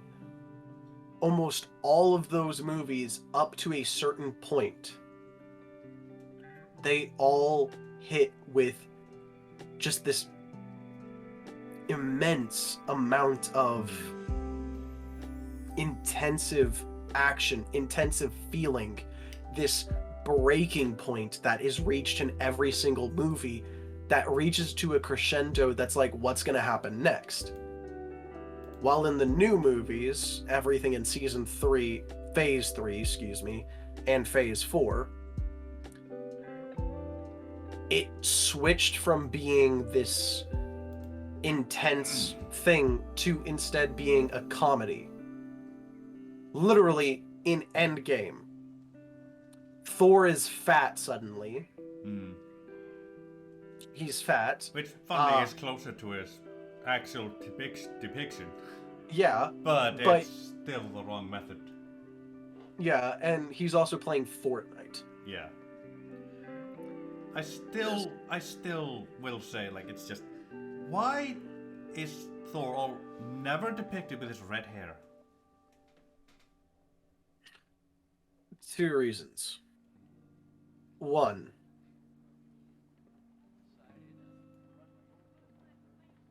blonde hair looks better on camera. I'll give it that. 2, Scarlett Johansson was the token redhead. Yeah.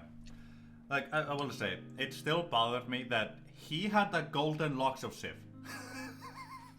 It's just, Thor, why do you have your wife's hair? Where is she? Also, I love how everyone says, oh, if you have red hair, you're Irish. Yes, you're Irish. You're a little leprechaun, yes. When instead, the only reason why the Irish and Scottish have red hair is because the Norse came in from the north, pillaged, raided, and fucked. Oh, yeah. And then they just went, have fun, take care of the children. Pretty much, yeah. By the way, like, speaking of, like, ways that you can actually change some things without it being overt, Heimdall, for example.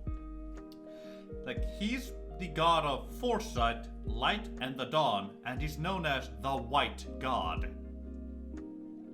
He is the whitest god in Norse mythology, which is why it's commented on.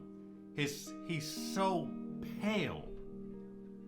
Like, he's literally just put him in snow, you can't see him. And they cast him as Idris Elba. Yeah. Oh! It's like that, I can guarantee offended a lot of people, because, like, the white god. Why did you make him a black guy? Yet, I love the character, I love the man they had playing, because he did it phenomenally. He did an amazing job. Yeah. It's just like, the way how I see it, and this is the way I see it, is Marvel's mythos, for Norse mythos, is not Norse mythos. Oh, it definitely is not. It is so different.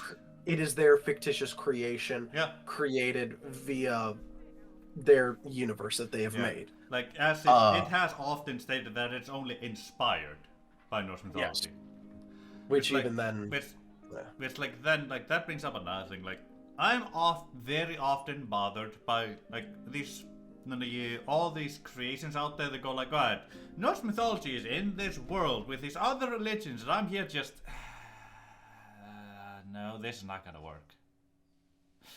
Because, like, almost always when it's a world where there's other gods and they bring Norse mythology in, things go bad. For everyone involved. Yeah. Also, now, I know that this is kind of strange, but in God of War, you have the character Mimir, the smartest man alive, who was literally treated by the Jotuns because he was essentially... He wanted peace for everyone because he wanted to learn everything that the universe had. He was given all-seeing eyes that could see and pierce the veil through things and learn and know things better than a mortal man. He was then given immortality by Odin in exchange for Mimir teaching Odin certain things. Completely fictitious, by the way. That is incorrect. Yeah. Like, for example, like the Norse god Mimir, he was the wisest of the gods of the Aesir, the Aesir tribe. He was sometimes believed to be a water spirit, but he was of the Aesir. Okay. He was also sent as a hostage to their rival gods, the Vanir, like where Freya, for example, rules over. They don't always agree. But Yes. there he was decapitated, and the head sent back. And Odin basically said, I cannot lose his knowledge. So he revived the head, and that's why the head is alive. Gotcha. Okay. So he advises Okay. Odin sometimes. Okay. Alright. Yeah. Alright. Like- So that... Ouch! Like Odin Alright. literally went, I can't lose his wisdom, and just revived the head. Isn't Odin also...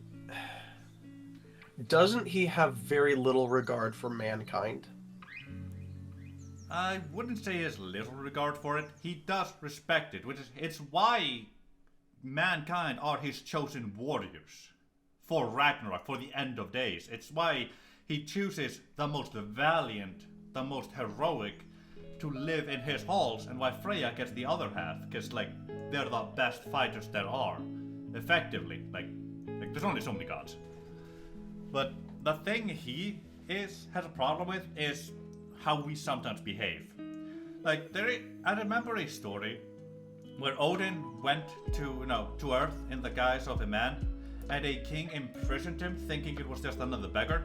It was effectively torturing him, until Odin just went, you know what, screw this, and just revealed himself, gave him some smack talk. If you ever wanted to hear proper smack talk, listen to a goddamn fighting. It is amazing. It's literally the ancient equivalent of your mama. Just, it always has to be true, and it has to offend the other person. It's amazing. But yeah, he gave him a smack talk, set Your fire beard to is the patchy. place, and left. What do you mean patchy?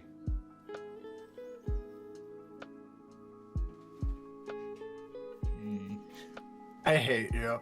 I'm trying to do it, and I can't, because I can't be rude in any way. Yeah, I haven't treated No. my beard today, so it's gonna be patchy. The rudest I've ever been is on a, like, this is gonna make me sound like a true shut-in. I am. But, being on a video game, and just someone, like, being rude to me for the entire game, and I'm just, like, sitting there, like, Jesus.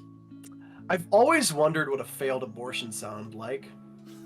And now I know, it sounds very similar, almost identical to a father's disappointment.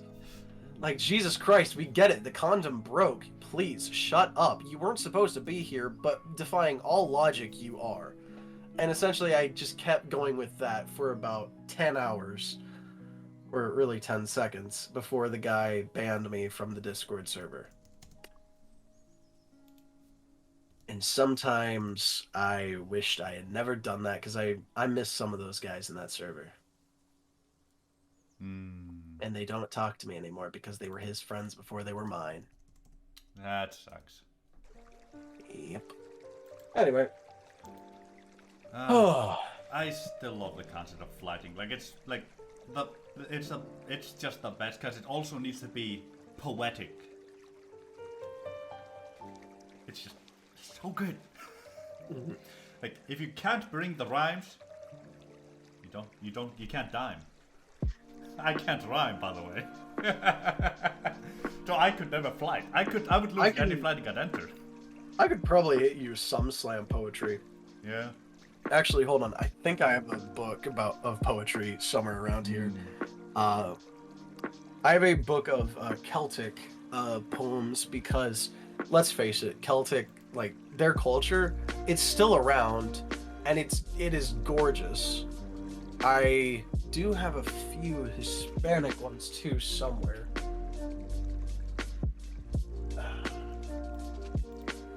Alright, here we go.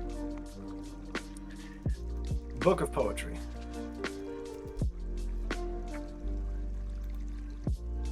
Of course, I'm not actually going to read it out loud because that would be technically wrong for me to do so. Yep. But it is a pretty good. There's a lot of great poems in here. You know, I personally love poetry. I love reading. It's part of the reason why for a while, I wanted to be an author. Never got the chance to be that though. So yeah, moving right along to the end segment of this podcast. I do believe we are reaching around the 2-hour mark, somewhere around there. Just reached it. We're Just reached it, yeah. Wow, dang, I timed that near perfect. Oh yeah, I do got reasons of lighting though. Like it's so. Oh, it sounds like it. Yeah. Maybe that can be the topic of our next podcast. Ancient rap battles, my man. Yes, between Odin and a mortal man. Yes. Yes. But yeah, I think we've talked about a lot of different things, such as the evolution of humanity and just the things that humanity has come to, all the way to different religions from near complete different backgrounds.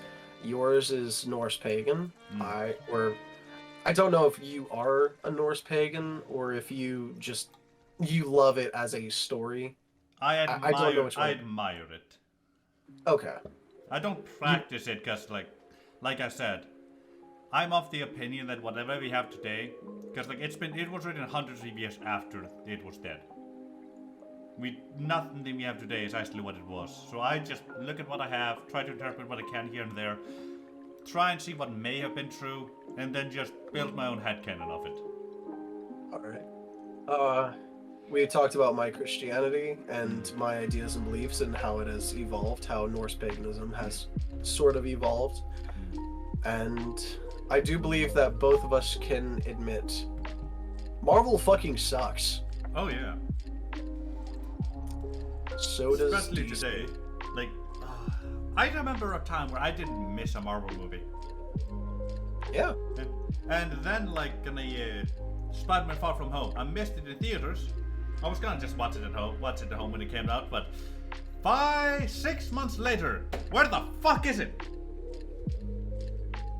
Why can't I watch this legally? And that led to me missing a whole lot of other Marvel movies because it is connected to that shit. Yeah. And then I just fell out of the entire thing and never continued. The reason being with Spider-Man is because Disney does not own the rights to Spider-Man. Not completely, at least. Yeah. They sort of own the rights to him, but for the most part, they own the rights to Tom Holland's version of Spider-Man. Yeah.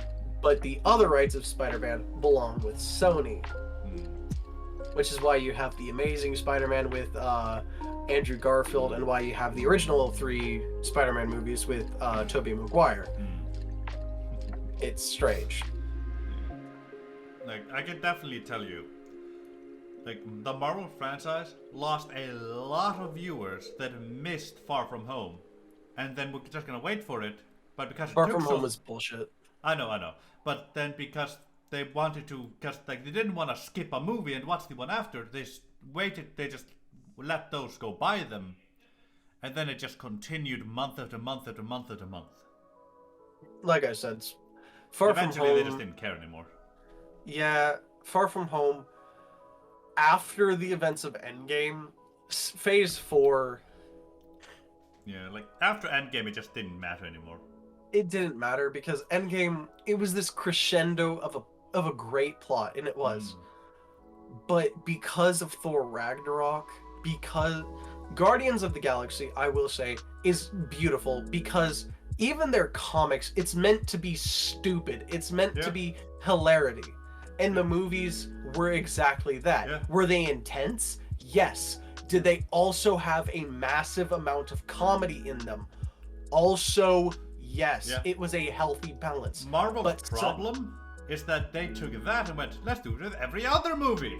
Exactly. And it just destroyed what was there, what was good, what was brilliant. Yeah. I have a love-hate relationship with it. Then again, I also despise Disney. And yes, I will go on record saying I despise Disney. Man, could you imagine if on a Zeus, instead of stripping Thor as he did, stripped like Jesus? Like he did there. Yeah. I understand where you're going with this, but you realize that currently there is a TV show on Hulu that is literally about, it is romanticizing the devil, Satan, and the Antichrist, making the Antichrist a literal child in high school that is apparently using her power as popularity or something. Oh, I thought you were talking about the Lucifer show, not what that is.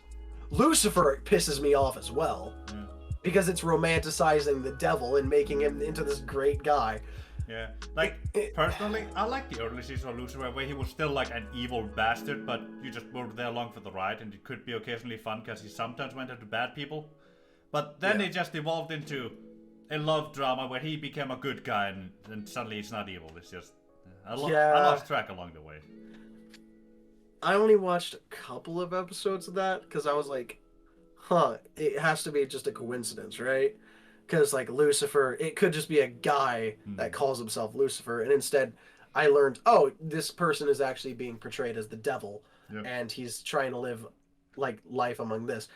And essentially they got so much in Christianity wrong. Hey, even I could tell they did. Yeah. And again, with this Hulu TV show, it looks much like the cartoon animation of Rick and Morty. Yeah.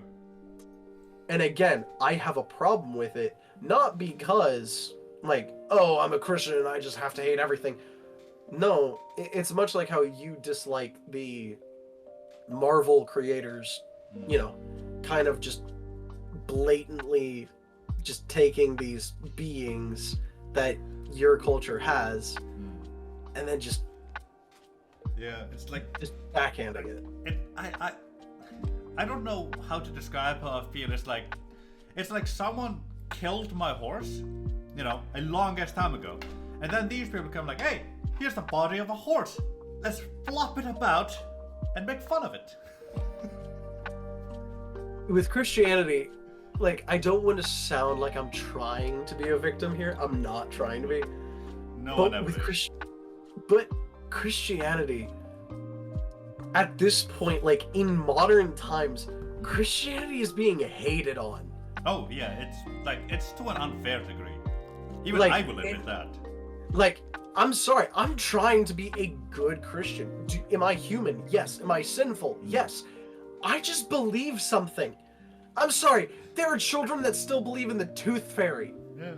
Like, for God's sakes, let them believe in the tooth fairy, please. Yeah. Just let us believe what we want to. Like, I believe it's the pendulum effect, effectively. Like, for so long, Christianity was this good thing that no one was ever allowed to say anything bad about. And now that they are, slowly but surely, the pendulum is swinging all the way in the opposite direction.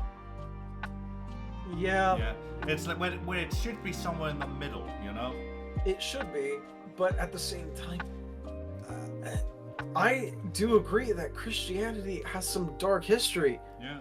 But that's portraying as the corruption within the people themselves, not as to the actual religion itself. And people are literally just dousing on the religion, not on the people that it was. And like, not to mention, I've gone off about the horrors of what religion has done and what people have done. Yeah. Even I will admit, Christianity is far from having done the worst things in history. There are so many other things that have done worse than Christianity has. Such as the mass execution, I believe, of the Indus people through Hinduism, I think. Yeah, something like that. I'm not looking at religion in this case. I'm just looking at any person with power at some point in the medieval times. Did they kill as many? Maybe not. If they had the opportunity, though, they would have. Yeah. But a lot of people contribute oh, well, America manifest destiny. They thought it was God telling them to do it. Then again, that shows the people's ignorance, And even not then, the religion. I would argue they knew no one had told them to do it. That was the excuse they gave the world so the world wouldn't crucify them. Exactly. Like I said, it's the thing about the people, like, that is the corruption and the sin of the people, not the religion. Yeah. The religion itself, the actual practice is love thy neighbor as thyself. Yeah. The 10 Commandments are literally don't murder. Yeah. It's literally the 10 Commandments are literally don't be a dick. Effectively. The entire religion is essentially saying don't be a dick. Yeah. Like, I've said it before, I don't know if I said it to you, but I will say it again, and I'll say it as many times as it takes. The only reason Christianity has all this bad rap is because it was the thing at the time, and it was the thing to use so that you wouldn't be, killed for what you do. Yeah. If anything else would have been like as big as it was, that would have been the excuse people used to do the things they did. That I would agree with. I'm not trying to be a racist. Understand, I'm from a different part of the world. My mother is Hispanic. My father is Moroccan. Understand, I am not of this culture. But currently, and back in the 90s, we all know this. We grew up hearing about it. In 2001, a massive terrorist attack happened upon the United States, and Al-Qaeda said it was us. Al-Qaeda is a radical organization of radical Islamic peoples who have this belief that should they martyr themselves or die for their cause, they will receive 72 virgins in paradise, in heaven. Yeah. And to me, that's like, so you're using your religion, you're radicalizing your religion to spread or to take down people, and you're essentially saying, this is what we want, this is what our religion says we should do, and then you're committing atrocities upon other people based on said religion. Of course, I could be completely wrong about that, and I'm not trying to be racist. I'm genuinely not. Then again, there's also the Taliban. The Taliban... Actually, I'd argue that's not racism, that's more theology. Yeah. And when it comes to the Taliban, again, radical Islamic group that believes that women should be underneath men. So, hey, women here in America, what about that? Yeah. Like, where's the movement to cancel the Taliban instead of canceling?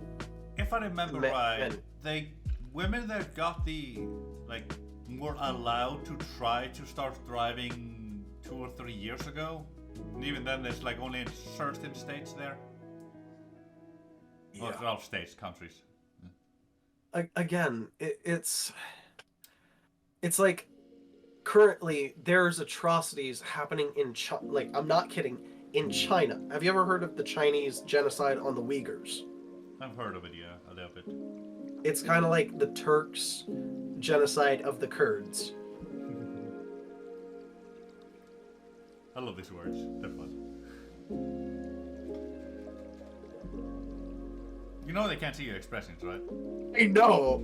I know, you can see my expression. Yeah. You understand, I am kind of pissed. Yeah. Because no one talks about, well, there are people that talk about it, but it never gets anywhere. They literally say, yeah, that's bad. Now I'm back to watching every single episode of Friends for the 15th time. Here, let's watch The Office on repeat and talk about nothing but The Office. Even though it is an overrated TV show that kind of is really annoying. Just like Rick and Morty. Because every time you talk about it, it just gets more annoying. It's a good TV show, but it's overrated for how you're trying to sell it. You wanna know why people don't talk about these atrocities? Why? Because it doesn't affect them, and it's not shoved in their faces all the time. The truth of humanity is that if it doesn't affect you, doesn't matter what you say, doesn't matter if you say you actually care, you don't actually care. Yeah. Maybe you think you care, your heart might go out to these people, but in reality, at the moment you're being told about it, you go like, oh, that's painful. Next couple of days, as long as it's not something in your face, you forget about it. Yeah. That's just how humanity works. We're fallible people. If it's not in front of our face, if it doesn't happen to us, if it's somewhere far, far away where the brain, where it doesn't affect you, and you're not reminded of it, no one gives a shit. Yeah. Which is All also why the Ukraine war has gone so horrid. But let's not go there. That's for another episode. Yeah, because that is something we'd actually... I think we've talked about it, just you and I, before. And if we're talking about that, this is not to virtue signal. For everyone listening, this is not to virtue signal. This is not to broadcast our thoughts and opinions on this. This is literally us. Well, it is us putting our thoughts and ideas on it, but it takes a long time to talk about because we have to go both on the Russian side of things and the Ukrainian side of things, and how it's not so black and white where Ukraine is good, Russia bad. There's several nuances in everything that's going on there. Like, I just have a simple question for people. When, at any point in history, has a war ever been so simple as every person in this country is bad and every person in this country is good? Yep. Alright. Seriously, Well, much Garwin, power. I will say, geez, that is, I think, 2 hours and 22 minutes? 2 hours and 16 minutes and 50 seconds. Ah, dang. Okay. I will cut out the beginning, of course, throw it, the beginning part where we go. Of That's course. I think we have like a minute or 3 there recorded before that. Yeah. Alright. This is the sign off, alright? Yeah. Cut this out and post. No. I swear, dude! Alright. Well, everyone, thank you for joining us here. If you enjoy this type of content, if you enjoy just sitting here listening to us spout random bullshit, or if ever you just put us in the background as just white noise or brown noise, whatever you want to call it, because I think brown noise is sounds of road or something. But if you ever just like to listen to us in the background, thank you. If you're sitting here working, thank you.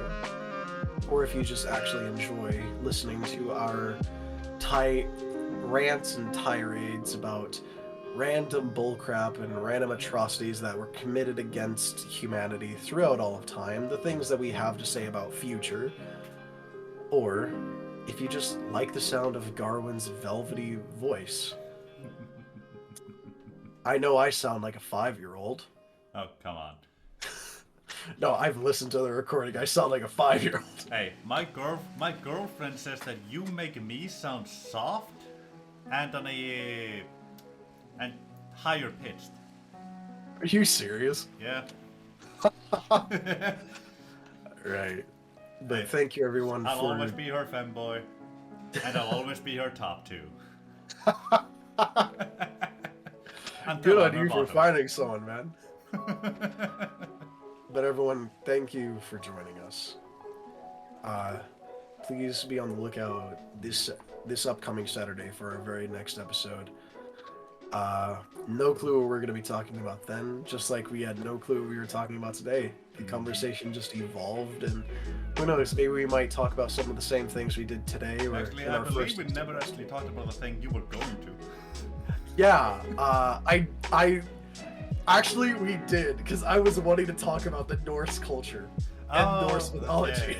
Okay. I was trying to steer us. That's why I kind of moved a bit more into religion, because I was like, if I could just trigger him with like religion, it should go off. Yeah. I can talk about Norse culture for hours, honestly. Oh, I don't doubt it. That's why I was thinking about it, because I am genuinely curious, because I know the media has like this huge spin on Norse culture. I know that my perception of it is skewed due to the loss of culture from Iceland because of Christian faith kind of killing Norse paganism. Yeah. Again, I've said it before, I am sorry that occurred, but I can't do anything about it. It was these Scandinavians that adopted Christendom and then killed the Norse religion. We did it ourselves. Yeah. Just with outside influence. That's like you saying, we signed the custody papers on my own volition. I was being sued out of oblivion if I didn't. I was gonna lose everything if I didn't sign the custody papers, but I did it out of my own free will and choice. Put it into perspective, like, Denmark, it's like, where's Christendom, this mighty realm of Christianity? It's like 5 meters from Denmark. It's like, Denmark and that one is like, so, Christianity, that's a good thing, right? Alright. So, as I said in the beginning of this, these ideas, thoughts, and beliefs that come out of our stupid mouths are our own thoughts and beliefs. If you resonate with some of these and actually enjoy some of these, make them your own. Do the research for yourself and find what you believe. Our political allegiances are our own. I may be a part of a certain party. Garwin may be a part of a party in his country. We come from very different backgrounds. I don't even know if we have. Who knows? Actually, I'm convinced we do. I've never heard of them.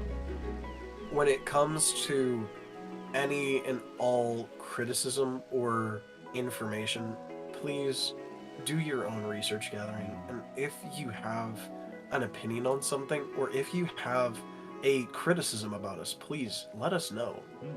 Like, we genuinely want to know, like, if we're wrong on something.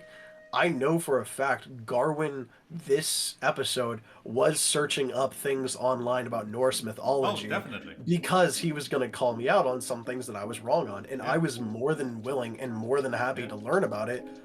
And that's what learning is. It's being called out on what you're wrong about and accepting that you're wrong and trying to make yourself correct. Yeah, like Norse mythology is one of the few things where, like, I'll actually, if I'm going to speak about it and I know I'm gonna speak about this or that, I'll actually look up a couple of things on, like, Google to, like, refresh myself, make sure that that was this character, right? Because I struggle with names. That's always been an issue of mine. So sometimes I'll look up a name to make sure that it was this guy, right? Oh, okay, it was that one. And with an earlier episode, I think it was the first one, I pulled up the information on agricultural stuff. Yeah, fertilizer. Yeah, fertilizer. And learned about it like that because I didn't want to be wrong and I tried to be right. Again, that is how learning is made. That is how ideas are formed. That is how we're able to change our world, is by information, by learning and accepting when you're right, accepting when you're wrong. And we are more than willing to listen to people saying that we're wrong. Please, if we're wrong about something, please, and you have an extensive knowledge about it, please tell us in the comments. And we are going to be wrong. That's 100% going to happen because we generally don't research what we're going to talk about because we don't always know. We just have like this one topic, usually Jay brings it, and then we evolve from there into like 5, 6, 7 different other topics. And we have no way of knowing if that's going to happen, which sometimes leads to us doing quick Google searches to make sure we have something right during the episode. And even then, sometimes we don't, because we just don't. We're not hand-tuned to knowledge. We're epithels. Words are hard. Like we're not mimirs. We don't have the wisdom. We're not epitomes of knowledge. We're not That's the epitomes of word. insight. Yes. Yes. We're gonna be wrong, and if you realize we're wrong, let us know. We're not gonna ask you to go do the research on that yourself and then tell us. Because, like, let's be honest, this is the current day and age. Who the hell is gonna go like, I know you're wrong, don't know how, so I'm gonna go look this up, search through the webs, and then go, you're wrong because of this, this, and that. Not everyone's going to. Actually, I would genuinely ask for you to do that, because then you would not only be teaching yourself, but in turn, you could teach us that we're wrong. Okay. Let me rephrase then. We would love you to do that, but we won't demand you do that. Yes. If you know we're wrong about something, or think we are, tell us. You don't have to explain it, but we would love it if you explained it. Yes. And with that, I will say thank you all for listening to this end. If you need to reach Garwin here, you can find him at his socials of Garwin Kasul on YouTube. And do you have an Instagram handle or Twitter? I have never used that thing in my life. Alright. And if you need to find me, I am you can find me at twitch.tv/CyberJ112. Thank you all so much for listening, and please stay tuned next week for the next one. See you all later. Good night.